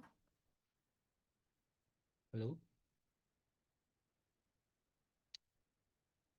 Ini suara saya tidak terdengar ya. Halo? Ada yang Terdengar, Pak. ini apa ini? Mana nih partisipannya kok hilang? Partisipan. Oke. Apa yang ini yang saya lingkari ini? Ini yang saya lingkari ini apa? Activation function, Pak. Ya, Rizano, activation functionnya. Ya, ini sigmoid kebetulannya sama seperti contohnya tadi. Ini adalah activation functionnya. Ya, dari ini masuk ke activation function yang sehingga dapat output untuk masing-masing hidden layer ya. Ini output dari hidden layer. Z1-nya dapat 0,55, Z2-nya dapat 0,67, Z3-nya dapat 0,52. Ya. Ya, saya tidak bahas detail ini caranya ngitung gimana Pak ya. Kalian bisa pakai kalkulator, bisa pakai Excel. Selanjutnya setelah dapat ini output dari hidden layer Z, ya, proses selanjutnya adalah lanjut ke apa? Ke layer selanjutnya gitu ya. Oh, kok nyambung sini. Bentar. Hmm, ya benar. Hmm, ini ya, ya,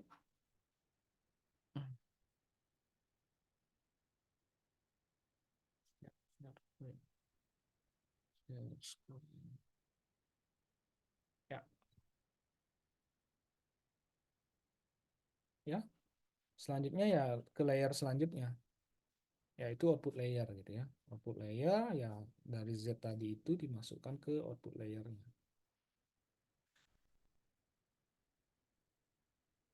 Ya, bisa dimengerti adik-adik ya. Kan tadi output layernya itu ada satu neuron saja ya, sehingga dihitungnya menjadi seperti ini ya. Ini masing-masing apa? Masing-masing 0,55, 0,67, 0,52 ini dapatnya dari sebelumnya ya. Output dari Z-nya itu menjadi input untuk neuron Y-nya, neuron output layernya dikalikan dengan inisialisasi dari bobotnya W ya, ditambahkan dengan apa nih, biasnya. Kemudian setelah ini dapat 0,24 ini dimasukkan ke dalam activation functionnya ya, dapatnya 0,44 ya. Jadi output untuk output layer gitu ya, keluaran dari output layernya adalah 0,44. Selanjutnya adalah sebenarnya menghitung 0,44 ini dibandingkan dengan targetnya. Tujuannya menghitung error ya dia, karena setelah proses feed forward, karena ini sudah sampai di akhir di output layer, proses selanjutnya kan backward gitu ya, dan patokannya itu adalah errornya. Berarti ini akan kita bandingkan dengan 0,44 ini, kita bandingkan dengan targetnya tadi berapa? 0 kan, targetnya kan 0 ya. Sehingga di sini kalau kalian lihat caranya menghitung adalah ini kan, mencari delta K ini. Kita lihat TK targetnya dikurangi dengan output dari output layernya. 0 dikurangi 0,44. F-aksen ini adalah fungsi turunan dari activation function kita menggunakan sigmoid kebetulan, sehingga fungsi turunannya adalah seperti ini. Nah, tinggal dimasukin ke rumusnya. Hasilnya adalah min 0,11. Min 0,11 ini kita gunakan sebagai input untuk menghitung deltanya, yang merupakan hasil kali learning rate dikalikan delta K dan output hidden layernya. Ya, sehingga kita dapatnya delta W01 min segini, min 0,02, delta W11 gitu ya, min 0,01 dan seterusnya sampai W31. Ya. Kenapa kok 01, 11, 21, 31? Ya karena sekali lagi output layernya 1, sedangkan hidden layernya ada neuronnya ada 3 gitu. Ya. Terus W01 ini apa? Ada yang tahu nggak adik-adik? Kalau W11, W21, W31 udah jelas ya. Ini adalah dari Z1 ke Y1, Z2 ke Y1, Z3 ke Y1. Kalau W01 berarti ada yang tahu?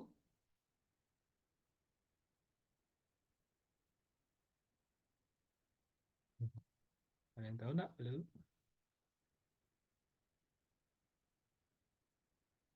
tadi kalau saya bilang kalau ada 0 di bobotnya berarti apa? Kalau indeksnya 0, Jadi bias kah, Pak? iya, Syawal, Muhammad Syawal jadi biasnya benar ya. Ini adalah untuk biasnya ya. Untuk biasnya ini untuk apa weight dari masing-masing hidden layer ke output layernya. Benar-benar. Ya, semoga bisa dipahami. Oke, selanjutnya sama menggunakan rumus backpropagation tadi ya. Tadi ini kan untuk yang dari output layer gitu ya. Kemudian kita lanjutkan dari hidden layer ke input layer gitu ya. Untuk backpropagationnya. Jadi kalau tadi patokannya error, sekarang kita lihat caranya menghitung adalah dengan mengalihkan antara delta K sebelumnya dikalikan dengan bobot W-nya. Saya masukkan, kemudian nanti dapat deltanya untuk di hidden layer, kemudian nanti dapat delta VIJ.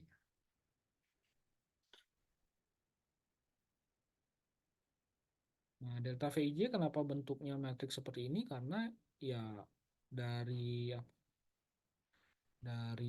input layer ke hidden layer tadi kan itu bentuknya matriks ya. Kalau kalian ingat pada saat proses inisialisasi tadi, maka semuanya akan kita update gitu.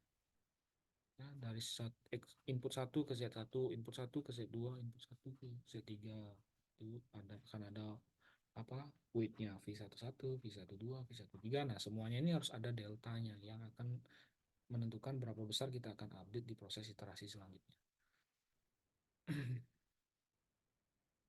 Setelah itu update weight-nya gitu ya. Dari deltanya udah kita dapat, berarti kita update weight yang lama ditambahkan dengan deltanya. Itulah weight yang baru. Sehingga hasil dari weight-nya untuk yang W seperti ini, untuk yang V seperti ini. Tahap selanjutnya feed forward lagi. Gitu. Ya, kita lanjutkan feed forward lagi untuk data data selanjutnya, record selanjutnya itu ya, pada saat X1-nya 1, X2-nya 0, maka targetnya seharusnya 1 gitu ya. Kan XOR ya, 1 0 maka hasilnya 1. Nah, ini kita inputin untuk feed forward selanjutnya. Sudah semua datanya habis 4, baru proses iterasinya akan kembali lagi mengurang ke data awal tergantung berapa IPOH yang kita set. Ya, proses perulangan trainingnya. Ya, jadi ada proses mengeset namanya IPOH, itu adalah berapa kali kita ulang proses training semua datanya. Nah, itu kita bisa set IPOH. Ya, nah kalau ini onsite gitu ya, atau luring, ini biasanya saya minta kalian maju ke depan gitu untuk mencoba mensimulasikan proses perhitungan tadi ya, rumusnya saya tampilkan. Kalian mencoba menghitung pada saat inputan X1-nya 1, X2-nya 0 dengan target 1, kira-kira cara perhitungan tadi, proses feed forward dan back propagation-nya seperti apa. Tuh, tapi saya harap walaupun ini online, kalian bisa coba ya nanti di rumah untuk mengetahui kalian paham apa enggak menghitung ini X1 untuk proses selanjutnya. Oke, saya kira contohnya sudah ini. Sudah adik-adik. Nah, jadi seperti itu proses perhitungan manual adik-adik ya. Sekali lagi ini adalah proses perhitungan manual untuk model MLP kita ini. Ya, proses manual menghitung ini semua tadi. Ya, benar-benar manual saya kasih itu. Maksudnya basicnya seperti itu. Ya, harapan saya karena kalian paham manual ya, nanti kalau ada error atau tidak sesuai itu kalian tahu salahnya di mana deh. Errornya ada di mana di program kalian nanti gitu ya. Tapi itu manualnya sekali lagi kalau nambah hidden layer tentu akan semakin kompleks ya. Kita buat codingnya dalam bentuk matriks dan harapannya nanti proses eksekusinya dijalankan oleh komputer kita gitu ya, bukan kita hitung manual satu persatu neuronnya. Ya, ada yang mau ditanyakan dulu sampai di sini konsep dari training NLP, ada feed forward, back propagation, update weight. Silakan kalau ada yang mau ditanyakan.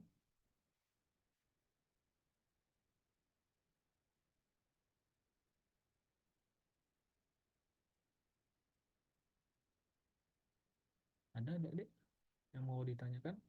Oke, kalau tidak ada saya anggap sudah paham ya. Sempat ada pertanyaan kayak gini ya, Pak, activation functionnya apakah boleh berbeda Pak setiap layer? Jawabannya boleh, dan itu bisa kita setup ya. Umumnya yang dibedakan itu adalah di hidden layer dan output layer ya. Tetapi kalau kalian mau bedakan untuk setiap hidden layer bisa juga. Itu bisa kalian amati nanti perilaku dari model kalian gimana.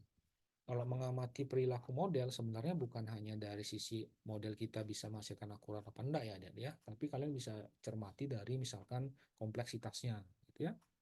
Kompleksitasnya kira-kira perlu resource yang tinggi apa enggak gitu.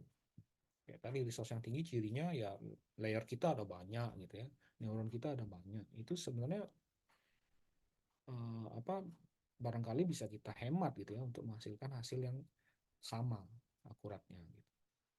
Itu nanti akan juga patut kita pertimbangkan pada saat kita membuat sebuah arsitektur neural network-nya.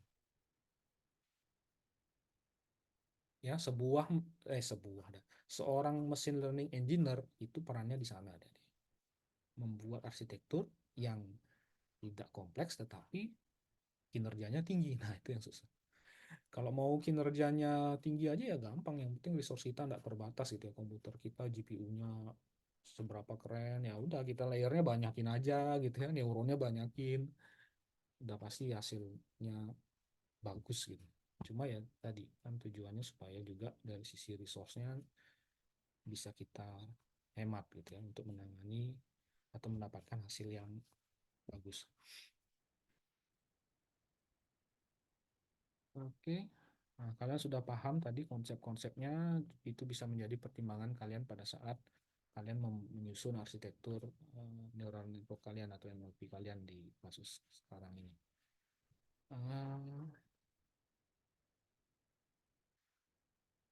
Sedikit lagi deh, belum masuk ke tugas. Saya bahas sedikit, ini kalian bisa baca, kalau nggak salah Bu Feby barusan menyampaikan sudah di-share ya PPT saya. Tadi saya sampaikan loss function itu ada cara menghitungnya gitu ya, bukan hanya mengurangi antara target sama hasil prediksi gitu ya, mencari deltanya, tetapi ada rumusnya. Ini beberapa yang sering digunakan, ada MSE, ada cross entropy ya adik-adik. Ini tujuannya berbeda. Kalau MSE itu biasanya digunakan untuk regression task, kalau cross entropy biasanya untuk classification task yang datanya berupa kategorikal gitu ya. Ini saya berikan contoh perhitungannya. Kalau pakai MSE rumusnya seperti ini. Yang caranya menghitung seperti ini ya, rumus sederhana untuk menghitung perbedaan nilai antara predicted sama yang aktualnya. MSE. Kemudian kalau categorical crash entropy, nah kalau crash entropy itu biasanya digunakan untuk yang bukan continuous gitu ya, data targetnya maksudnya berupa kategorikal. Contohnya seperti ini, pada saat kalian memprediksi hewan gitu ya, jadi kalian berikan sebuah input fiturnya, kemudian kalian ingin tahu kira-kira nih hewannya ini apa, apakah kucing, anjing, apa ikan gitu ya. Nah nanti biasanya neural network kalian akan mengeluarkan probabilitiesnya. Probabilities menjadi cat itu 0,2, 0,7, 0,1. Kalau berkaitan dengan MLP tadi, maka ini arsitekturnya seharusnya di outputnya itu ada 3 neuron ya, karena di sini ada 3 target. Nah, memprediksi menjadi kucing, anjing, apa ikan gitu. Nah, bagaimana menghitung errornya sekarang gitu ya, kalau model kalian akan memberikan probabilitas untuk masing-masing target label ini. Cara menghitung errornya bisa menggunakan categorical cross entropy ini ya. Yang pertama kalian lakukan adalah membuat yang namanya one hot encoding ya. Jadi kalau dia ngomong bahwa true class labelnya itu dog, maka ini akan berubah menjadi array 010 atau seperti ini 010. 0 ini berarti untuk posisi cat, dog sama fish itu. Catnya 0, dognya berarti dia 1 karena yang benar itu adalah anjing gitu ya. Fishnya 0 gitu. 010. Nah, dari proses encoding seperti ini baru kita masukkan ke rumus untuk menghitung categorical cross entropy. Rumusnya adalah seperti ini. Ya. Intinya adalah membandingkan aja antara probabilitas dengan encodingnya ini. Nanti akan mendapatkan loss-nya adalah 0,3567 gitu ya. Errornya 0,3567. Seperti itu. Ya. Jadi kita harus tahu nih, ini apakah bagus apa enggak ya? Dia memprediksi cap-nya 0,2, dog-nya 0,7, fish-nya 0,1. Kita nggak bisa beranggapan bahwa, oh ini kan berarti bagus dia Pak ya, sudah dog-nya lebih besar probabilitasnya. Belum tentu gitu ya adik-adik ya. Jadi kita harus lihat secara menyeluruh gitu ya. Kemampuan dia membedakan dog sebagai bukan kucing, sebagai bukan ikan gitu. Ya, jadi kita harus hitung secara keseluruhan untuk mendapatkan nilai ini 0,3567 gitu. Masih ada errornya berarti kalau model kalian mengeluarkan output seperti ini. Walaupun kalau dilihat dari probabilitas terbesar kan dog gitu ya. Benar prediksinya dog dan aktualnya adalah dog. Nah, itu kategorical cross entropy bisa digunakan. Oke, lanjut ke masalah optimisasi sekarang. Optimisasi itu ada beberapa hal yang harus dioptimisasi dalam kasus model berbasis neural network gitu ya. Salah satunya MLP. Itu adalah tentang lokal minimum gitu ya. Lokal minimum salah satunya bisa dioptimisasi dengan melakukan yang tadi ya, men-setup learning rate yang berupa hyperparameter learning rate. Jadi kasusnya adalah kalau kita men-training gitu ya, model neural network kita, sebenarnya kita bisa terjebak dalam kondisi yang namanya lokal minimum kalau di sini, karena ini kan berbicara loss gitu ya. Jadi kita mencari nilai yang rendah. Sementara sebenarnya ada juga yang paling rendah lagi, tapi karena kita itu sudah kadung di sini, maka pada saat proses updating week itu tidak tahu gitu ya bahwa sebenarnya ada yang lebih rendah lagi gitu. Nah, salah satu cara menanganinya adalah learning rate. Ini adalah contoh pergerakan kalau kita menggunakan learning rate ya. Learning rate itu kalau kita terlalu kecil dia akan bergeraknya terlalu sedikit-sedikit, itu akan mengakibatkan proses kita memerlukan IPOH yang tinggi untuk mencapai nilai yang optimal. IPOH itu kan tadi proses iterasi tadi ya. Seperti itu. Tapi kalau terlalu besar learning rate-nya itu biasanya terlalu random hasilnya. Makanya diperlukan optimal learning rate. Nah, kalau berbicara optimal learning rate itu sebenarnya kita bisa menggunakan beberapa learning rate, apa ya istilahnya ya, learning rate yang otomatis gitu ya. Yang bisa berubah sesuai dengan besar proporsi update week yang kita akan lakukan. Ada contohnya SGD, Adam, ada Grad, dan lain sebagainya. Ini biasanya juga kita atur di awal gitu. Kalau kita menggunakan library itu sebenarnya kita tinggal ketik aja dia menggunakan optimisasi apa, Adam gitu misalkan. Kalau kita menggunakan Adam sebenarnya yang diupdate itu adalah learning rate-nya.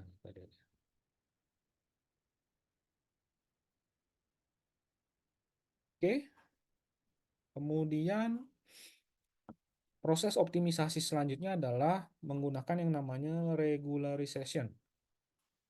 Nah, kalau berbicara regularization itu identik dengan kasus overfitting. Nah, overfitting ini adalah kasus yang paling sering dialami kalau arsitektur MLP kita atau neural network kita itu terlalu kompleks. Kayak tadi ya, Pak, boleh nggak saya hidden layernya banyak, neuronnya banyak? Boleh gitu ya. Dan trainingnya pasti bagus. Tetapi kadang-kadang dampaknya adalah kemampuan mengeneralisasi gitu ya. Jadi cirinya adalah pada saat training dia bagus sekali gitu ya. Bisa memisahkan dengan tepat gitu ya data-data trainingnya karena dia diajari selama proses belajarnya gitu kan. Tetapi pada saat dia ketemu data testing, dia jeblok gitu. Ya. Berarti itu dia itu model kita itu terjebak dalam kasus yang namanya overfitting gitu ya. Pada saat training bagus, lossnya sudah nol, akurasinya tinggi gitu. Tapi pada saat testing jeblok gitu ya. Itu namanya overfitting. Nah, itu biasanya terjadi karena apa model kita itu arsitekturnya terlalu kompleks sehingga benar-benar pinter pada saat dia melakukan proses training. Nah, ini ilustrasinya ya. Jadi pada saat dia melakukan training dia bagus, lossnya turun, tapi pada saat melakukan testing dia malah cenderung naik setelah itu. Nah, cara melakukannya adalah, cara mengoptimalisasinya adalah dengan menggunakan dropout. Ilustrasinya seperti ini adik-adik. Misalkan kita menetapkan ini kan hidden layernya ada 3 gitu ya. Hidden layernya ada 3, neuronnya masing-masing hidden layer itu ada 5 di sini, di arsitektur ini. Nah, kalau kita menggunakan dropout, maka pada saat setiap kali proses forward dan backward propagation, itu tidak semua neuron akan dilibatkan gitu sebenarnya. Ya, itu namanya dropout. Ya, biasanya dia berupa rasio gitu ya. Kalau dropoutnya 0,5 berarti setengah dari neuron itu tidak akan dilibatkan. Dia dinonaktifkan neuronnya, berarti dia tidak menghitung tadi bobot untuk neuron-neuron ini. Gitu. Tujuannya sebenarnya apa Pak? Ya untuk supaya tidak overfit tadi gitu, supaya tidak terlalu kompleks neuronnya, apa arsitektur kita, sehingga harapannya kemampuan generalisasinya semakin bagus. Atau juga early stop gitu ya. Early stop ya begitu kita tahu bahwa proses apa namanya training kita menuju overfit, itu kita bisa stop proses trainingnya gitu ya, supaya tidak terlalu overfit. Ya, ada dropout sama early stop. Oke, ada yang mau ditanyakan, Adik?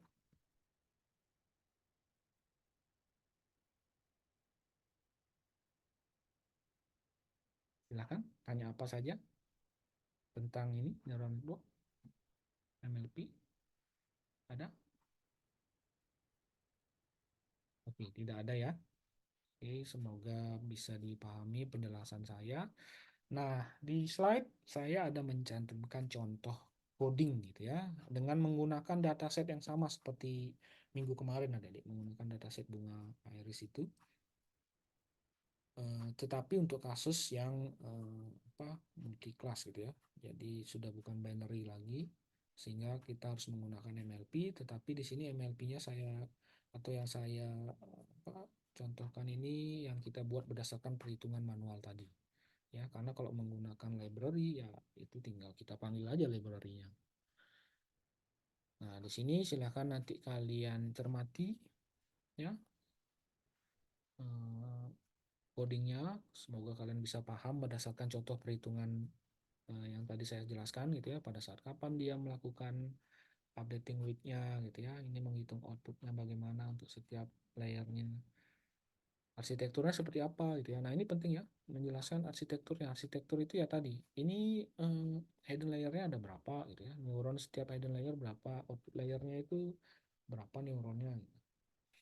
Fine tuningnya itu berkaitan dengan hyperparameter seperti learning rate gitu ya, IPO, kemudian dropout-nya tadi gitu ya, itu apakah dilakukan apa enggak gitu ya. Terus cara seberapa besar di inisialisasi nilainya, kemudian dampaknya terhadap training itu seperti apa. Nah, itu seharusnya kalian bisa amati dari coding ini. Ya.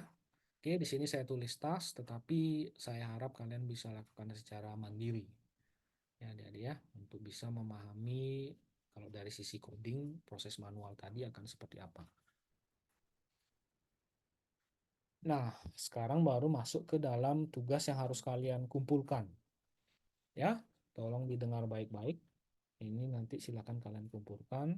Pertama itu adalah saya ingin kalian membuat summary dari apa yang saya jelaskan hari ini dan minggu kemarin. Senin minggu kemarin. Ya, tetapi dalam format mind map.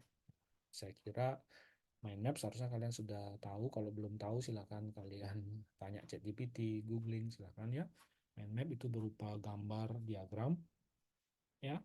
Silakan kalian buat selengkap-lengkapnya yang jelas berdasarkan apa yang saya jelaskan.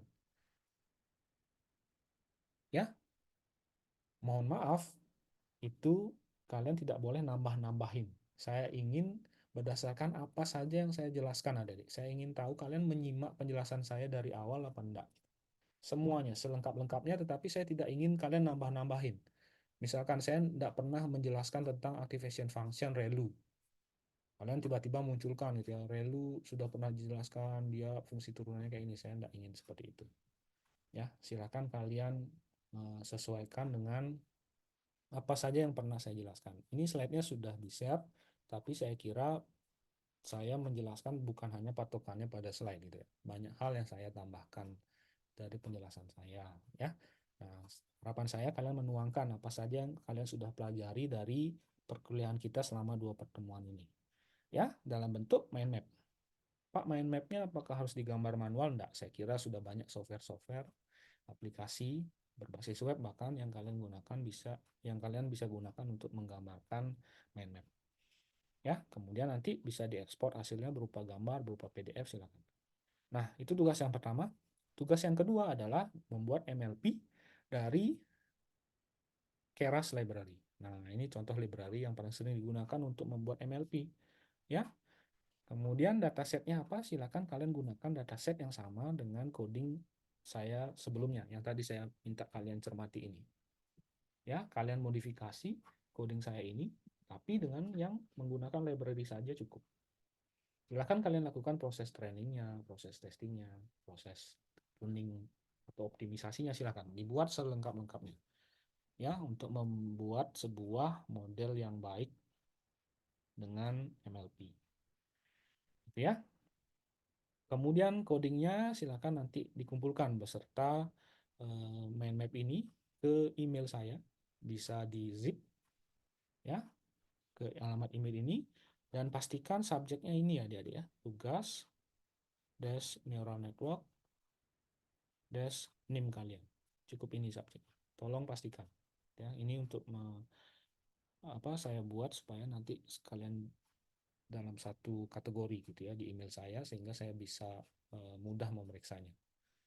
Ya, pastikan subjek emailnya adalah ini. Ya, batasnya kapan? Sampai perkuliahan selanjutnya. Ya, itu ini untuk tugasnya. Ada yang mau ditanyakan kah, adik-adik? Silakan ditanyakan kalau ada yang kurang jelas terkait tugasnya.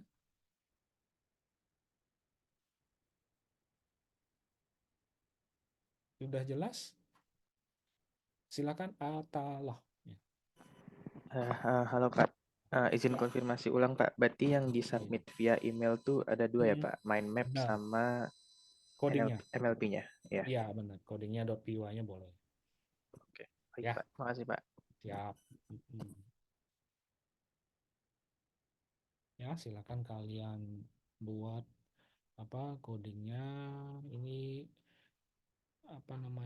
bisa kalian kerjakan. Saya kira MLP model ini saya harap kalian bisa mempelajari menggunakan ini Keras Library, kemudian ini ya mind map-nya silakan dibuat berdasarkan apa yang sudah kalian pelajari selama kuliah. Edward, silakan Edward, sudah bisa open mic apa masih lewat chat? Apakah desain mind map tambah nilai kah Pak? Tentu. Saya bukan melihat dari desainnya ya, tetapi saya melihat dari niat kalian membuat mind map. Ya. Saya akan bisa menilai mana yang effortless, mana yang ada effortnya, gitu sederhananya ya, Edward dan yang lainnya. Tentu akan ada nilai tambahan kalau mind map-nya bagus gitu ya, lengkap. Ya, saya bisa tahu lah, ini ada effortnya, ini mah 10 menit jadi gitu. Atau nyontek punya temen gitu, kelihatan. Ya, dan saya kira kalau mind map itu isi otak orang kan beda-beda ya. Pasti cabang-cabang mapnya itu beda juga. Ya, intinya tuangkan apa yang kalian rasa itu yang kalian pelajari. Kalau dengan mind map sih harapan saya juga kalian bisa sekalian mengingat-ingat apa yang kalian sudah pelajari. Itu ya Edward dan yang lainnya. Sangat bagus kalau bisa dibuat desain mind mapnya bagus gitu ya. itu berarti ada effort untuk mengerjakan tugasnya. Ada lagi adik-adik ya untuk tugasnya? Oke, berarti sudah jelas ya adik-adik ya. Boleh open mic atau kasih reaction, sudah jelas ini? Halo? Oke, Yohana sudah, yang lain ini saya enggak tahu nih. Atala, saya mau cek yang enggak ada reactionnya nih. Rizano, Laras, gimana Laras? Dari tadi enggak ada Laras, oke. Daniel, Oliver, oke, Nabita, oke ya. Itu untuk tugasnya. Kemudian untuk kuis akan kita adakan pada saat nanti luring saja onsite. Ya, kita akan pakai Kahoot. Materinya apa kuisnya yang main map kalian lah gitu sederhana sebenarnya. Ya, yang apa yang kalian sudah pelajari selama 2 pertemuan ini, sebelum nanti setelah kuis kita akan lanjutkan ke materi tentang RNN ya, Recurrent Neural Network. Ya, salah satu modal yang paling sering digunakan di deep learning. Ya, adik-adik, sebelum kita akhiri, adakah yang mau disampaikan, ditanyakan? Silakan, adik-adik. Silakan, Sidik. Izin bertanya Pak, untuk persensinya bagaimana ya? Resensi. Biasanya Kortinya tidak ada dihubungi dengan Bu Feby kan? Kortinya tadi. Belum ada informasi sih. Oke, sebentar-sebentar. Coba saya.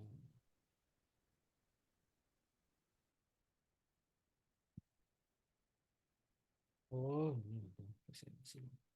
Pasang. Oke.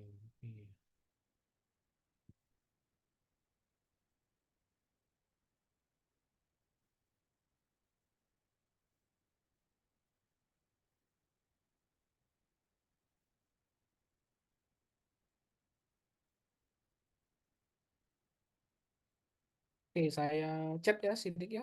Mana nih chat. Oke, udah. Baik, terima kasih Pak. Oke, makasih sudah diingatkan Sidik. Oke, ada lagi? Adik-adik? Hah? Oke, sebelumnya ini ternyata slide saya masih ada satu sambil kalian presensi. Ini menjadi hal yang penting menurut saya dari.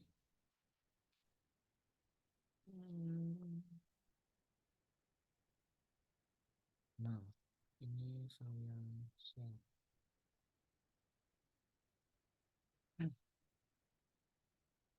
Semoga terlihat ada.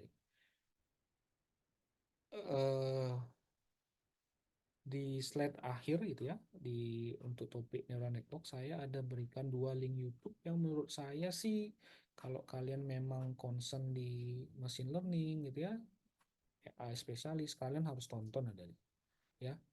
Pertama itu ada YouTube-nya dari salah satu dosen di MIT ya, menjelaskan tentang deep learning. Dia ini bagus sekali gitu ya, sebagai fondasi. Bahkan ya konsep-konsep yang tadi saya singgung ada juga di YouTube ini. Ya, sebelum dia membahas tentang deep learning, dia juga sedikit memberikan dasarnya ya, masalah perceptron, kemudian backpropagation dan sebagainya. Ini kalian kalau bisa tonton. Kemudian yang kedua adalah saya berikan contoh saya berikan link YouTube tentang Kolmogorov-Arnold Network. Ini papernya atau artikel penelitiannya itu baru dipublish kalau nggak salah 2 minggu kemarin ya, minggu kemarin atau 2 minggu yang lalu. Dan ini sedang hype-hype-nya adik-adik. Sedang viral kalau di dunia per neural network-an gitu ya. Saya harap kalian tahu gitu ya. Apalagi bisa ikut menggunakan. Jadi ada namanya Kolmogorov-Arnold Networks. Ini digadang-gadang gitu ya, atau diprediksi akan merubah gitu ya, atau game changer lah di deep learning. Ya, ini baru saja dan sedang sedang viral, dan kalau kalian nanti menggunakannya dalam skripsi gitu ya atau project-project, kalian pakai ini lah, karena sedang viral ya akan menjadi sangat bagus gitu ya adik-adik. Ini ya, dia itu memperbaiki MLP sebenarnya ya. Konsep NLP yang sederhananya, kalau kalian ingat tadi di Perceptron, activation function-nya itu ada di output node-nya gitu ya. Kalau sekarang activation function-nya itu, kalau di CAN ini, activation function-nya itu ada di wait-nya gitu ya, ada di wait-nya. Nah, itu salah satu update-nya. Jadi dia setiap wait itu akan ada non-linear sama activation function-nya. Oke, nah jadi tonton 2 YouTube ini ya, adik-adik ya. Bagus. Oke, sudah semuanya melakukan presensi ya. Kalau sudah semuanya berarti bisa kita akhiri untuk pertemuan kita di hari ini gitu ya. Terima kasih banyak atas perhatiannya. Semoga kalian bisa memahami apa yang tadi kita sudah diskusikan. Kita ketemu lagi minggu depan ya adik-adik ya. Terima kasih. Selamat melanjutkan aktivitas. Selamat siang adik-adik semua. Ya, selamat siang ya. Selamat siang, terima kasih Pak. Ya, Sidik, selamat siang. Ya, saya end meeting.